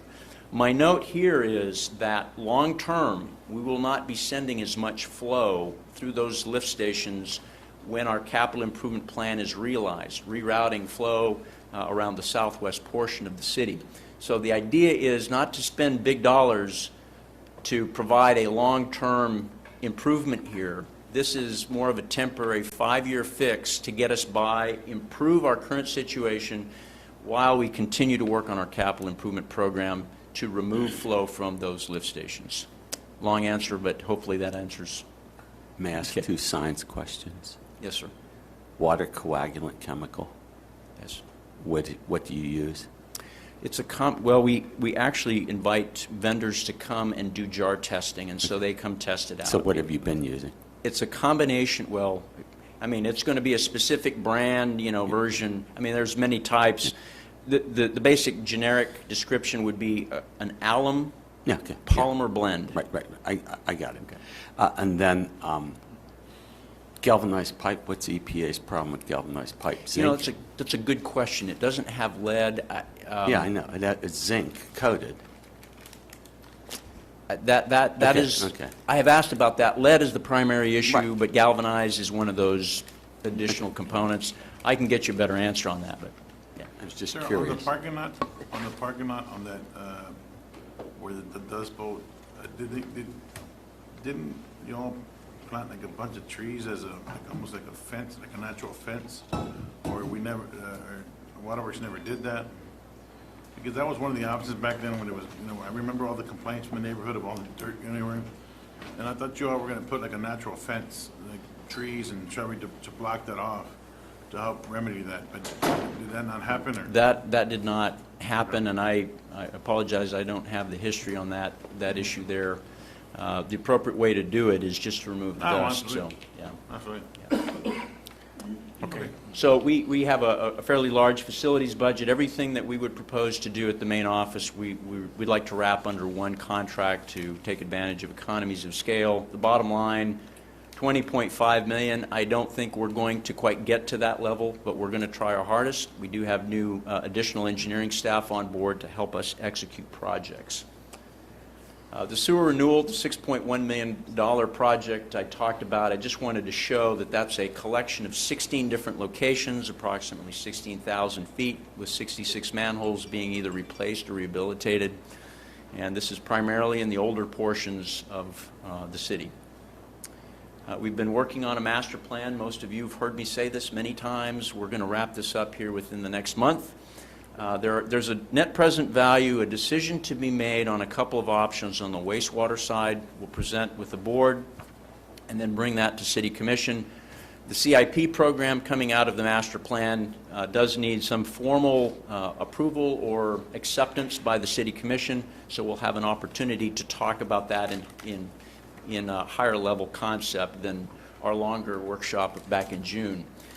The CIP program does set a foundation for budgets, but also rate studies and an impact fee study. In the current budget, we do have an allocation for a rate study and for an impact fee study. And then coming off of that, we can look at revenue requirements to execute our CIP plan. So we're coming very close to the end of a longer process that I think is going to yield a lot of benefits for us and help us understand what we need to be doing for the future. And with that, I'll just put up working capital summary, which contains a lot of what we talked about in the first slide. We do have a healthy working balance here that I would expect to finish even higher than that. If there are any questions about budget schedules, you've got in your pack, I'd be happy to answer them. But that's all we had to present. Motion to approve? Second. Any discussion? All those in favor say aye. Aye. Aye. Those opposed, like sign. Motion carries. Thank you, Chairman Murphy. Thank you to you and your board for all of your hard work, and Tim and your staff putting this budget together. I know this is critical for our city as we move forward to get all this right. So thank you all for what you did. Thank you.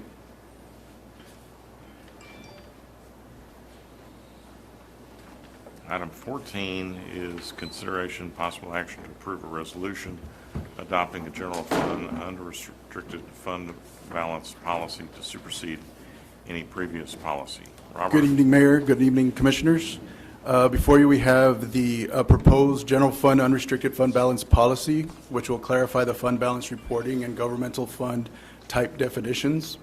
It's a formal policy with the intent of improving financial reporting by providing fund balance categories that will more easily be understood, as well as establish a minimum fund balance policy.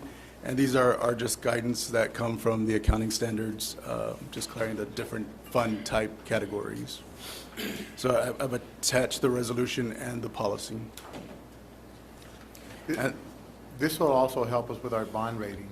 It's one of the things that they've always pointed out is we didn't have a formal policy.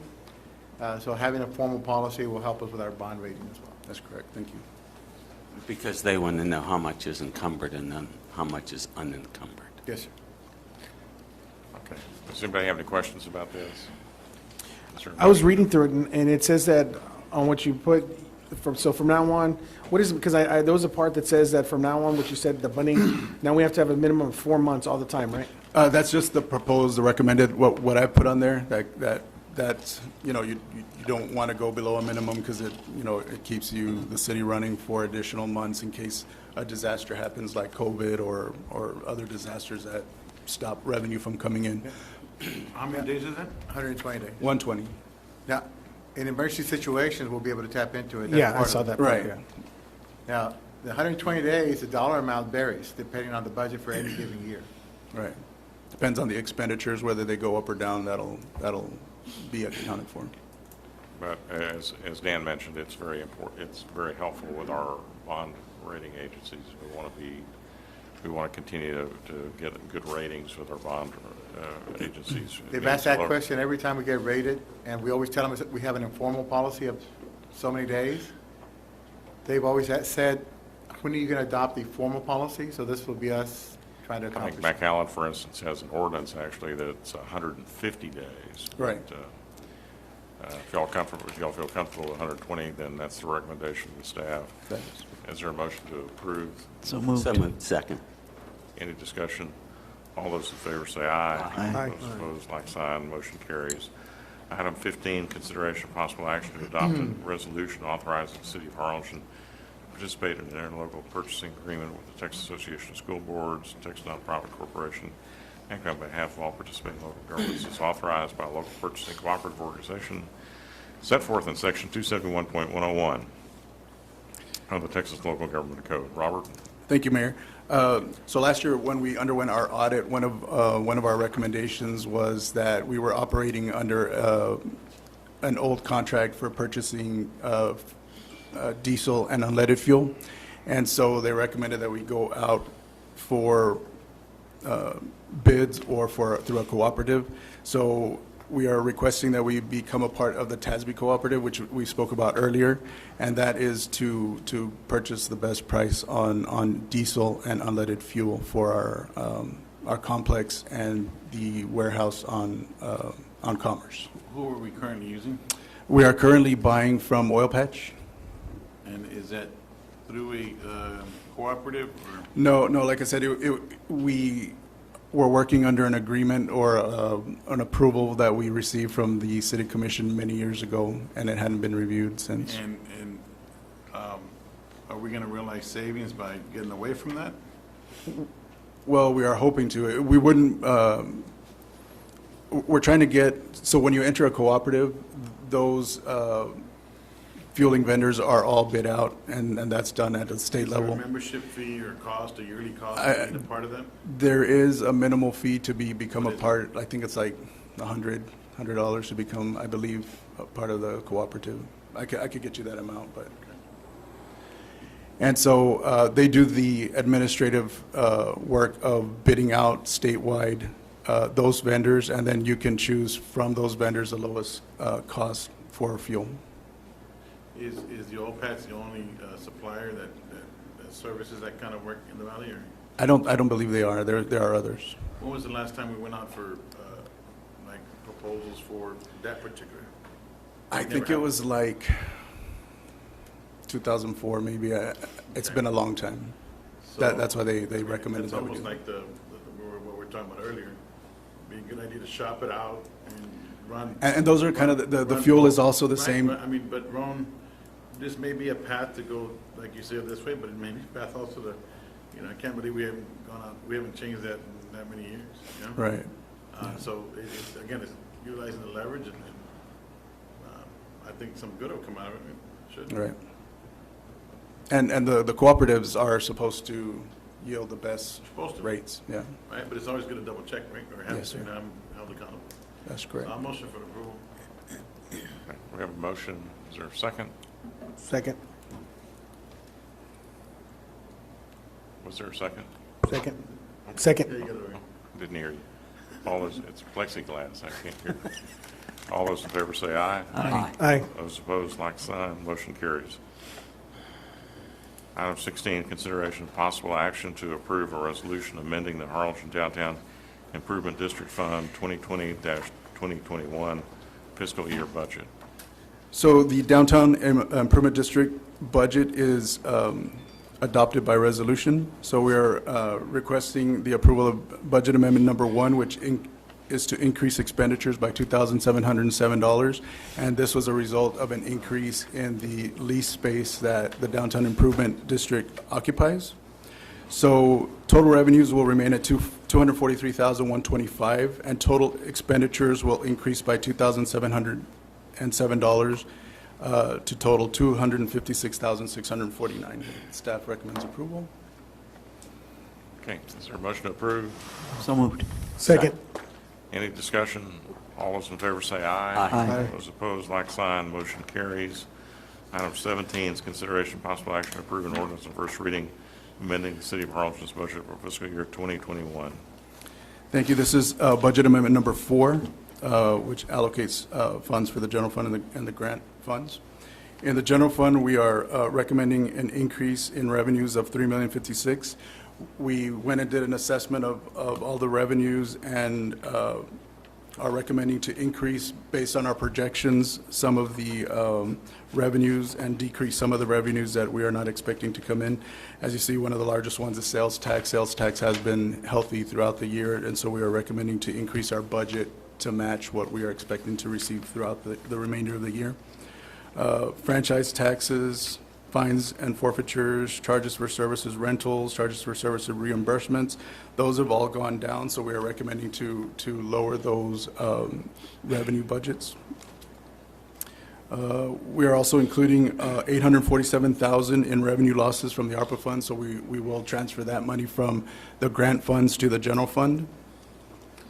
Our expenditures are expected to, or we're recommending to increase $896,345, which will include $79,000 in the city match for Tatum Jefferson Street storm.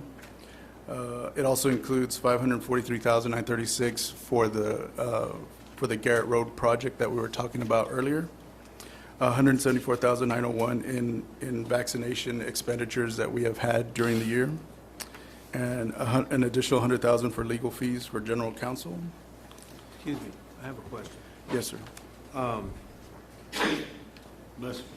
In reference to this 100,000, is this going to be for outside counsel? It is for our in-house, for our legal counsel. Right. Right here? Yes. Why do we need that much?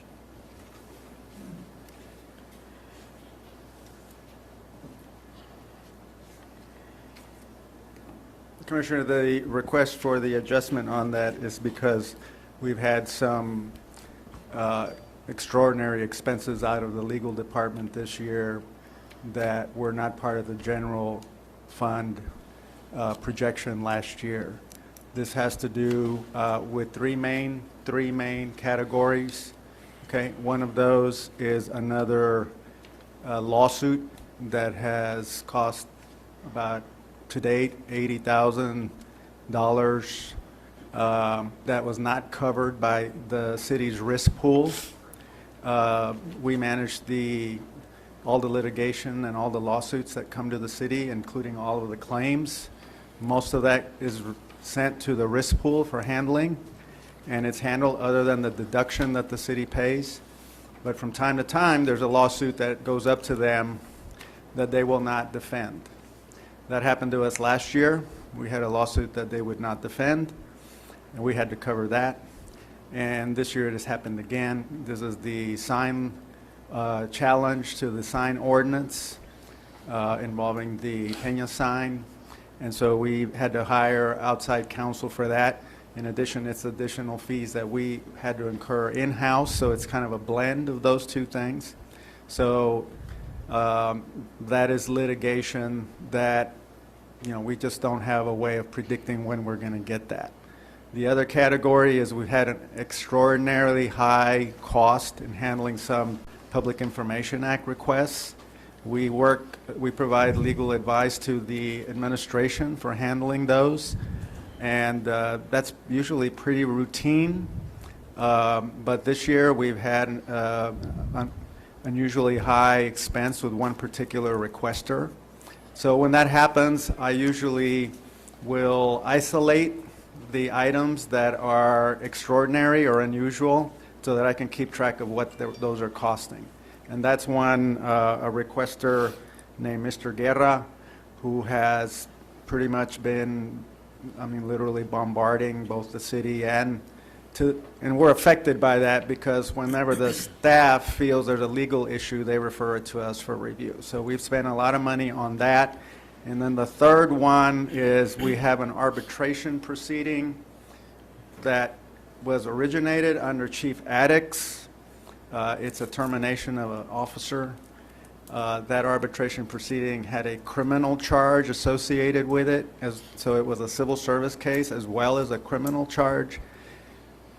Whenever that happens, the civil side of that is abated, it's frozen, pending the resolution of the criminal charge, and the criminal charges were unresolved for a period of over a year and a half.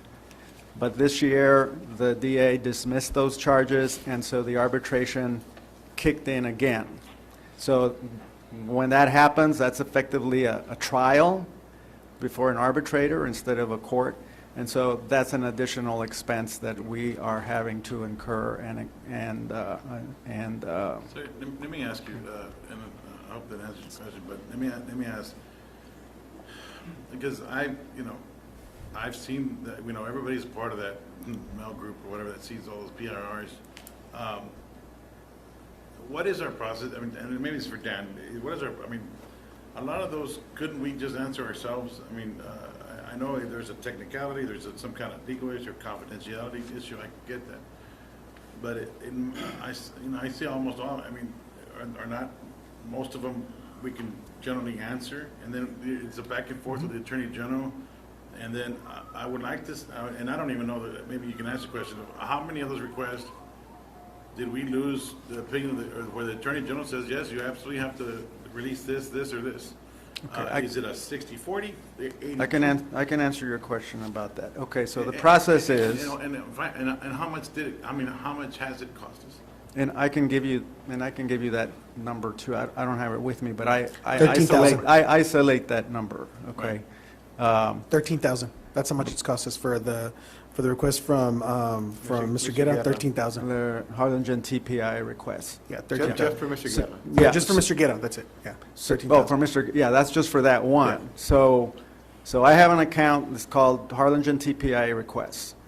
All of those come to the city. The staff, they either come through the city secretary or through administration. The PD has their own intake for those, so those come in, but they're all funneled into that account. The people that handle those, for the most part, are trained in that area, and for the most part, they handle those on their own. There's a lot of that content that I don't see. So I can't give you a number on how many of those come in, because unless there's a legal issue or a legal question that comes over, I don't have a record of it. So I don't keep records of how many come into the city. I only keep records of what comes over for legal review. Right. A lot of that gets very cursory legal review. In other words, what we tell the staff is, you all know what you're doing, you all handle this, but if you have a question and you need help, let us know. So let me stop right there. How many of those requests that came to that gentleman did we handle? Did we handle half of them? Was there more than just what came to him? And did we handle most of them? Or did every single one of them? Because it seemed like every single one of them was, I'll get back with you, Attorney General. And then the Attorney General comes back and answers. And then, that's very lengthy in time and money and all They're that very stuff. tedious. Right, tedious. That's They're a tedious, better word. yes. So how many of those did we handle? Shouldn't the process be whoever handles that in our office that say, oh, yes, I know what that is, and you send the information, right? Without having it to go to legal. And we handle some of those, Commissioner, when we have the information, we just release it. When some of those we feel to have to go to legal, we send them to legal. As far as how many of his requests, I don't have a number, sir. But I can tell you this about those, okay? Here's the complicating factor about those. A lot of them were handled by staff, but a lot of those involved requests for data, some of which we had, but it's dispatch information, and some of it which relates to the ambulance service with STEC.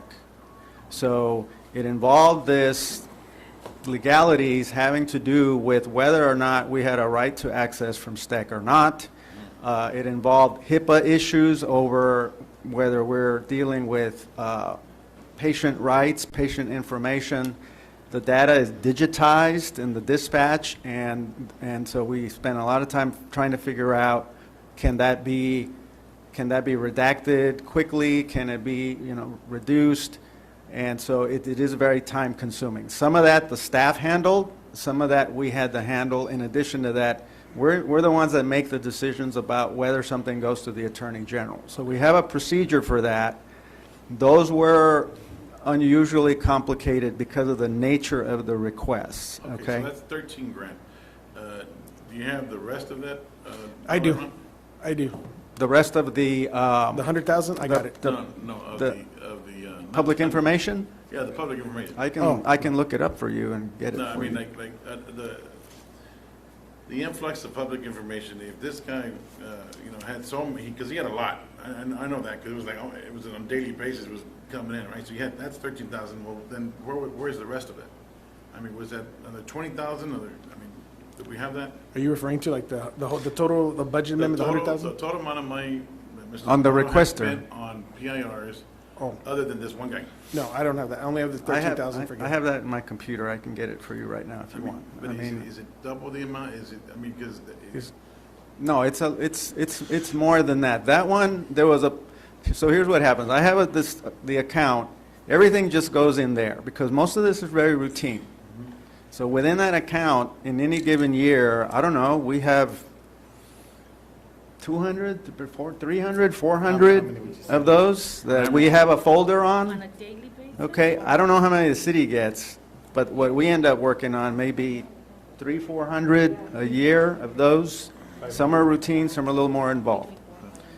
So when it gets to the point where we're getting the same person over and over again, or when they get a response, we don't lose, I don't think we've lost any of them, okay, to the AG. But when we do, when we are told, no, go ahead and release this, when it gets to the point where they're now not satisfied with the response, and they do follow-ups where they go to the AG and they say, we didn't get everything we're supposed to get, and they file another complaint with the AG. I create a folder for just that requester, because now I want to track how much time we're going to spend on that requester. Now, we're not allowed to ask who the person is, why they want what they want. The most we can do is basically say, this is how much it's going to cost. So we just have to go with the flow on those things. So again, back to my original, whether it's this guy or anybody else, I mean, is it pretty much general, like what's allowable to release or not? Well, that's why we involve legal. If it has personnel information on it, if it's sensitive information. Pending litigation, then we're going to give it to legal. How many do we get a year? About, right now, we have between maybe about 400 to 500 PIRs in total. That we receive, so I didn't hear what you not said. all of those go to How the many did legal. you say? About 400? About 400. No, not all of those go But no, not all of them go to legal. No. There are plenty of exceptions. There's litigation exception, there are certain law enforcement matters, there's all kinds of confidentiality Personnel matters. exceptions, certain personnel matters. There's something called deliberative process privilege, which protects things like drafts of contracts and also certain policy-making internal decisions. So sometimes anything it's, in closed session, we protect. Economic development projects where people are asking, it can be very surgical. And believe me, when we get one, for Medguerra in particular, that we can just say, release it, it's a great day. But usually... Few and far between, right? I'm sorry? There are very few of those. And I don't know that we've lost any AG. We haven't lost any. AG. We haven't lost. Sometimes what we'll do is we know that if they will modify their request, we can give them what they want, and then we don't have to go to the AG. So sometimes I'll even, write to them and say, will you clarify your request? Because if you'll clarify it and make it clear that you're not looking for executive session, that you're not looking for attorney-client, This is what I can't then we can just give you the rest. And a lot of them will say, yeah, I don't want that other stuff, and then we're done. And A often lot of it's a them will not mix. say that, and then we have to go through the process. And often it's a mix. There will be a set of documents that will be, this Attorney General is very surgical. The last one would just say, withhold the whole page if there are things scattered throughout that are withholdable, bits of information. This one, though, will go through and redact just phrases and words and leave the rest of it, and it takes a long time. So going back to, you're asking for, or you're requesting the increase in the budget amendment, and this is for this current year? Current year. And which ends in October, is it? September.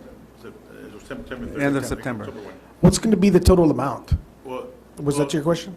That's, I wasn't there yet. Oh, I'm sorry. But yeah, I mean, that's the question, but what are we budgeting for next year?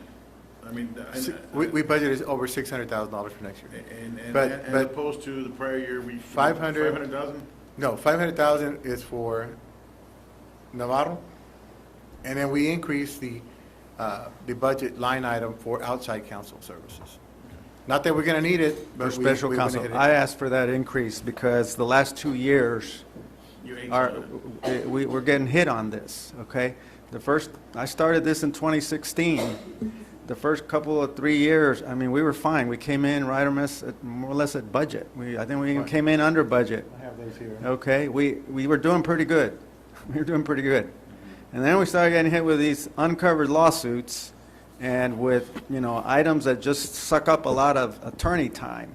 And so I'm struggling with that, okay? And so what I'm telling Dan is there just seems to be a trend. There's just some things that are not covered. And those things we don't have a contingency plan. I did ask colleagues in other cities what they do, and they do it a little different.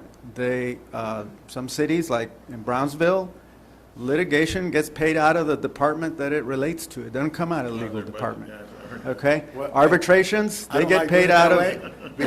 I'd like to track legal expenses, and it's easier if I have it in one budget, as opposed to scattered in several, like PD and fire and administration. But are there ways, just like we budget and we asked Dan to trim certain things, or you went through the last budget cycle and had to trim all kinds of stuff.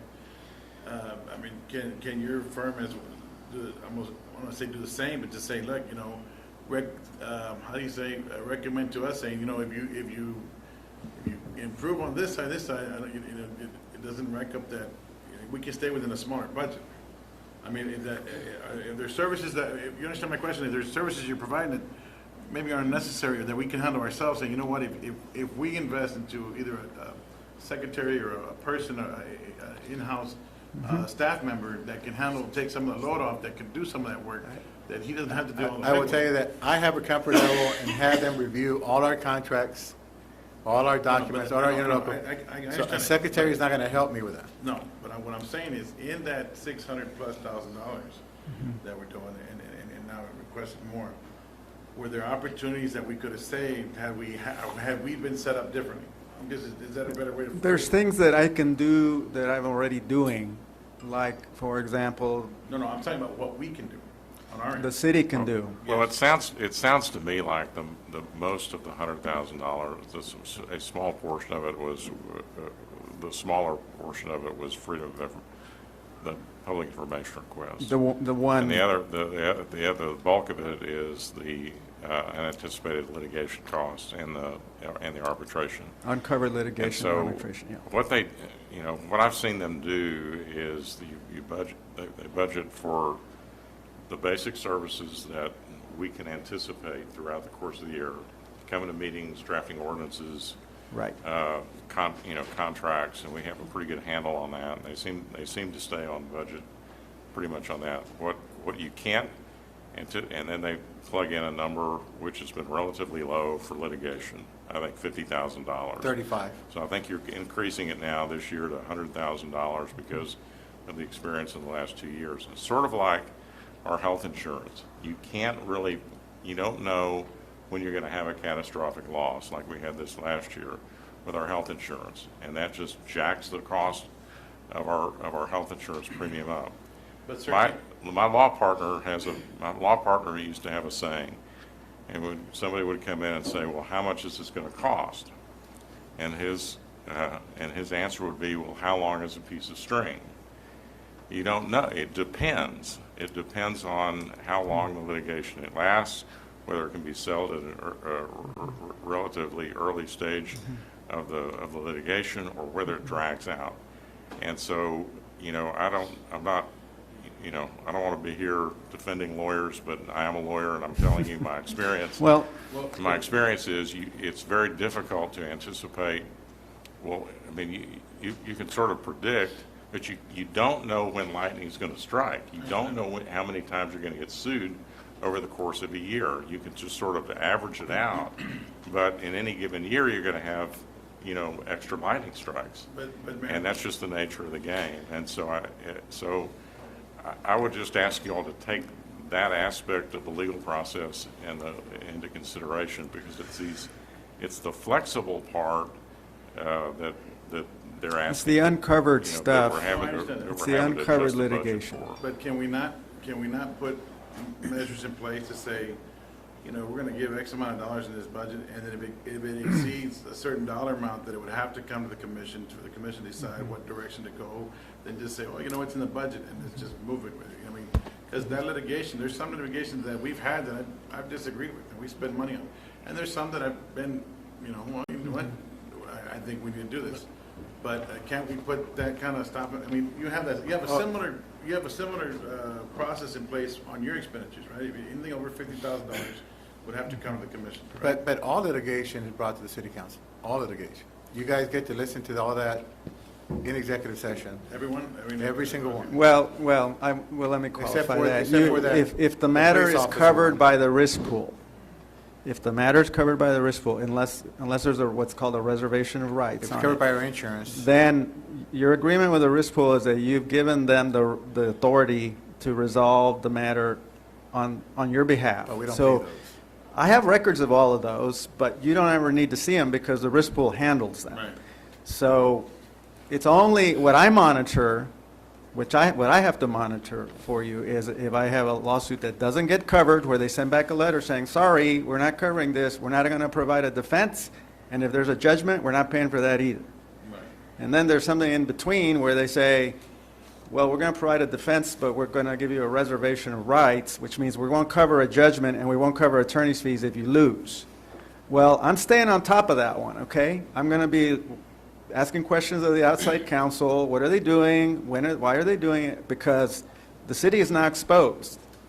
And those, if there's a settlement, comes to you and you will act on it. So they're sort of in between. We don't have that. We haven't had that here. I was frankly quite surprised that they declined to cover the Peña lawsuit. Disappointed that they declined it. So we had to retain an outside counsel, and I'm handling some of that in-house as well, just to try to, keep things under control. But it's a lawsuit that really, I don't know that there's anything anybody could have done. Sooner or later, we're going to see something about it because it involves a challenge to sign regulations that's happening in other parts of the state. I think we do a good job of controlling legal costs, with the exception of these extraordinary circumstances that aren't covered.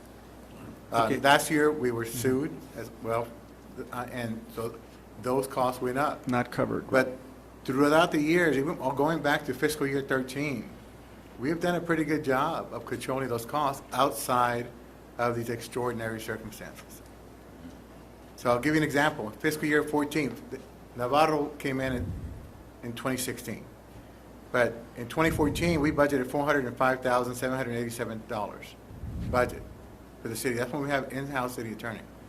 Our cost that year, the actual cost that year went to $527,267 because of increase of 100. Because it went over, and because of outside issues, litigation. Fiscal year 2015, we budgeted $436. The actual expense was $456. I took these straight from the finance software that we have. In 2016, when Navarro took over, we budgeted $422. We actually spent $407. 2017, we budgeted $508. We spent $523, just slightly higher. 2018, we budgeted $509, but we only spent $428,000. What year was it? In 2018. Okay. Fiscal year. 2019, $517. we actually spent 515.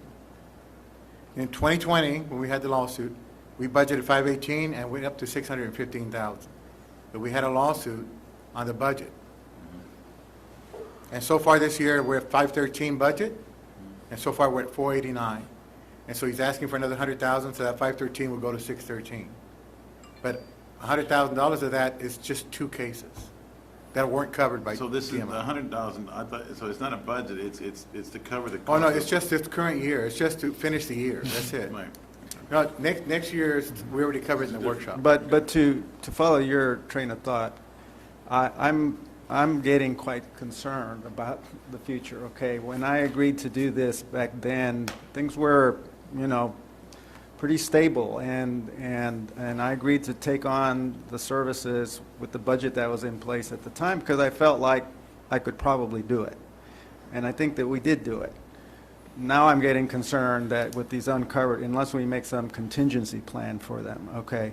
So, if you tell me, well, we want to go back to the old model where we have an in-house city attorney, I mean, that would be fine. That's a call you all need to make, But I'm telling you, because Ben and I had this conversation, I said, you may want an in-house city attorney. You pay him a salary, and he's available to you 24/7, in theory.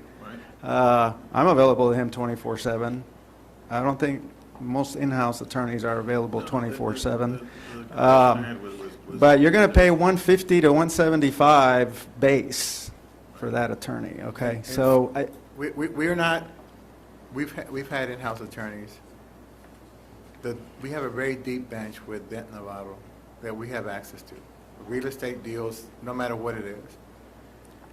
The costs, when we had an in-house city attorney, were comparable to what we're paying now, outside of these extraordinary circumstances. No, and so again, going back, the question I had was, and I ask it almost on every occasion, not just with the attorney service, but is there stuff that we can do better and take care of stuff in-house? So he doesn't have to do that kind of work. Can we hire somebody less expensive, right? Because, I mean, I think that if we, my opinion, right, you provide more staff to do more of the legwork, because it's easier to say, here's all the information I know he's going to need. Let me get my staff to put that together instead of having his staff, because that's a higher charge, right? It's more expensive because he has more cost and more overhead, whatever you want to call it. But we said something, and I go, I don't know what that is. That would have to be something you all would have to, Well, again, off of a. well, we have this conversation on a lot of things. And so the ordinances that we put together, a lot of the ordinances, we give the draft ordinances to the attorneys. They review them for content. We don't build them from scratch. They don't build them from scratch. We do all that now. Everything out of planning, Javier does first draft. We just do legal review. Agreements that I put in place? So then the answer to my question is, we're already doing that. I think you are. We are. We are. I do a lot of drafting of my own stuff that I give to them for review. I do a lot of my own drafting because first I want to know what's in it. I want to memorize it. But before I give it to them, I don't want to take up all their time. And we don't want to be doing it from scratch. Trust me. There's no reason. The expertise is already in the city. It's just the final legal review that we're doing. It's All right. we're actually fine on the do we have any GC other side. que- It's the do we- uncovered litigation. I'm sorry. I got Do one we have more. any other questions? In reference to the sign issue, the Peña sign. Yes. 2 months ago, we were at 55,000. Now I know it's going to jump up to another 25, up to 80. 2 months ago, I think we were pretty close to having a settlement. Can we go back and have a settlement on that one? So let me tell you where we're at on that. Without going into too much. So we're working with planning to see whether or not we're going to make a modification to the ordinance to deal with the constitutional question. That is being run through the process. We have a handshake deal with them that if the offending language, which has been held unconstitutional out of an Austin court, okay, we already have a legal ruling from another venue on this, then, the lawsuit will go away. So right now, that lawsuit is abated, it's frozen. We're not working on it. After the briefing, we stopped working on it. Okay, we're trying to work on the settlement of it so that we don't spend more money on it. So we are working on the resolution, Commissioner. But we are working on the resolution, but right now, we're not spending, we got an order from the court freezing everything, so we're not working on the lawsuit itself. So we stopped spending money on the lawsuit, so that we could look at the ordinance and see whether we could, fix that first. Without getting into too many details. Yeah. And so I'll ask a question. Sure. So we have two lawyers here. It's 8 o'clock. Some of these meetings have gone till 10, 10:30, 11 o'clock at night. So you're billing us for this time. No, this is correct. Free, no, just joking. This This is Rick's free time. Allison is on the clock, but Rick isn't. Okay. Well, I need you to stay so you can go. I'm the manager. I get to show up for free. So Richard, are there things we could do to reduce costs? Yeah, have more, quicker and more efficient meetings. All right, well, okay. So staff is recommending amending approval of the budget amendment. All right, this is to approve the budget amendment. But basically, these expenses have already been incurred, correct?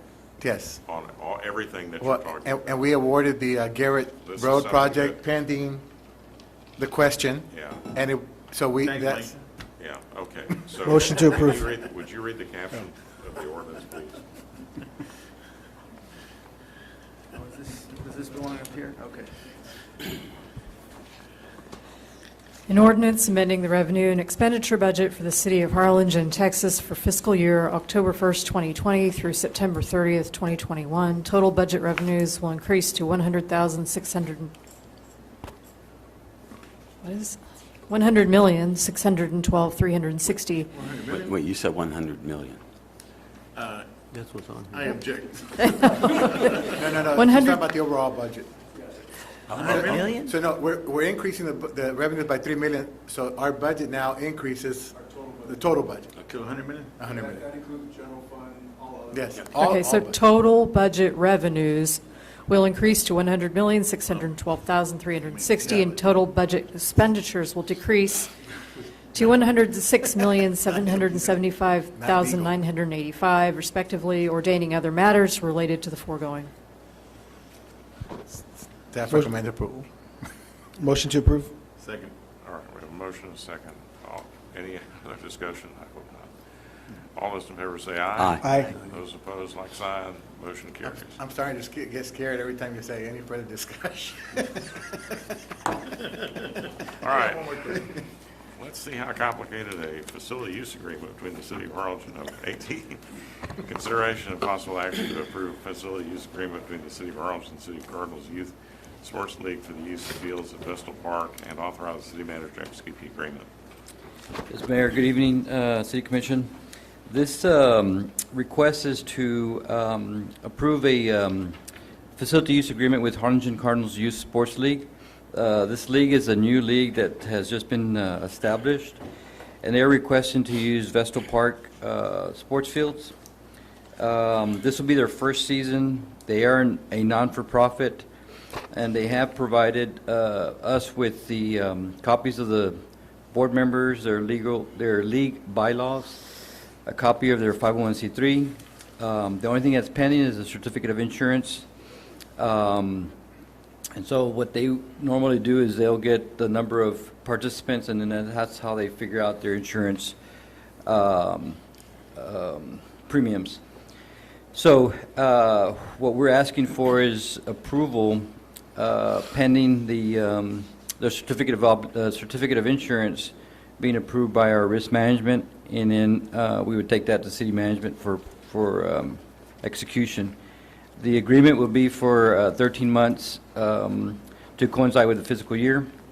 And Parks and Recreation Advisory Board met on July 20th this year and voted to recommend approval. So staff is staff recommending a conditional approval. They will not be allowed on the field until we do receive their insurance information. I'll make a motion with that pending insurance approval. Second. Legal to look at it? We have a motion and a second. Is there any discussion? I just want to know if legal's going to look at it. They have. All right, all those in favor? All those in favor say aye. Aye. Those opposed, like sign, Thank you. motion carries. Item 19, board appointments. Are there I have any- none. I have none. None? Any board appointments? Yes. I have appoint Luis Garcia to the Veterans Advisory Board. Okay, I appoint Don Ray Leonard to the Veterans Board to replacing Rodrigo Rodriguez. No? All right, is there a motion to approve board appointments? So moved. So, second. All those in favor say aye. Aye. Opposed, like sign, motion carries. All right, item 20 is executive session on the following items. A, attorney consultation pursuant to section 551.071 Texas Government Code regarding the city's participation in the pending administrative proceeding related style and numbered application to the Texas Gas Service Company for customer rate relief related to winter storm and a regulatory asset determination, case number 007069. And also consultation to provide legal service to counsel regarding the possible amendments to Article 2, Emergency and Non-Emergency Medical Transportation Services of the Harlingen Code of Ordinances related to legal issues, and legal consultation and legal advice and deliberation pursuant to 551.087 Texas Government Code regarding commercial or financial information that the city of Harlingen has received from a business prospect that the city seeks to have locate, stay, or expand in or near the city, and with which the city manager of the city is conducting economic development corporations regarding Project Tank. Is there a motion to go into executive session? So moved. Second. All those in favor say aye. Aye. Those opposed, like sign. All right, ladies and gentlemen, we're going to consult with our attorneys in executive session. There is an action item that we may take action on, two of them, item 21 and 22, when we return. Thank you all.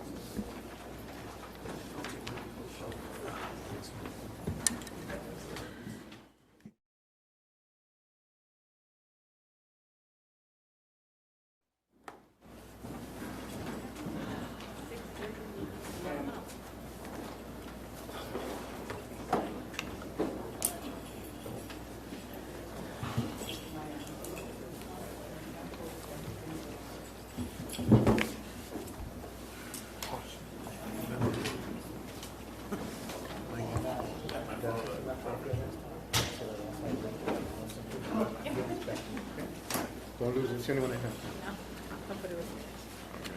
Well, we're out of executive session at 9:48. And we're going to go to item 21, consideration of appropriate action to authorize outside legal counsel Thomas Mercado with Lloyd Gosling to represent the city of Harlingen's interest in the administrative proceeding style, the numbered application of Texas Gas Service Company for customer rate relief related to winter storm URI and regulatory determination, case number 007069. Is there a motion to approve? Second. All those in favor say aye. Aye. Those opposed, like sign. Motion carries. Item 22, consideration appropriate action to authorize the city manager to execute a letter of intent, continue negotiations for economic development incentives pertaining to Project Tank. Is there a motion to approve? Second. All those in favor say aye. Aye. Those opposed, like sign. Motion carries. All right, thank you all. We are adjourned. Thank you, Myra.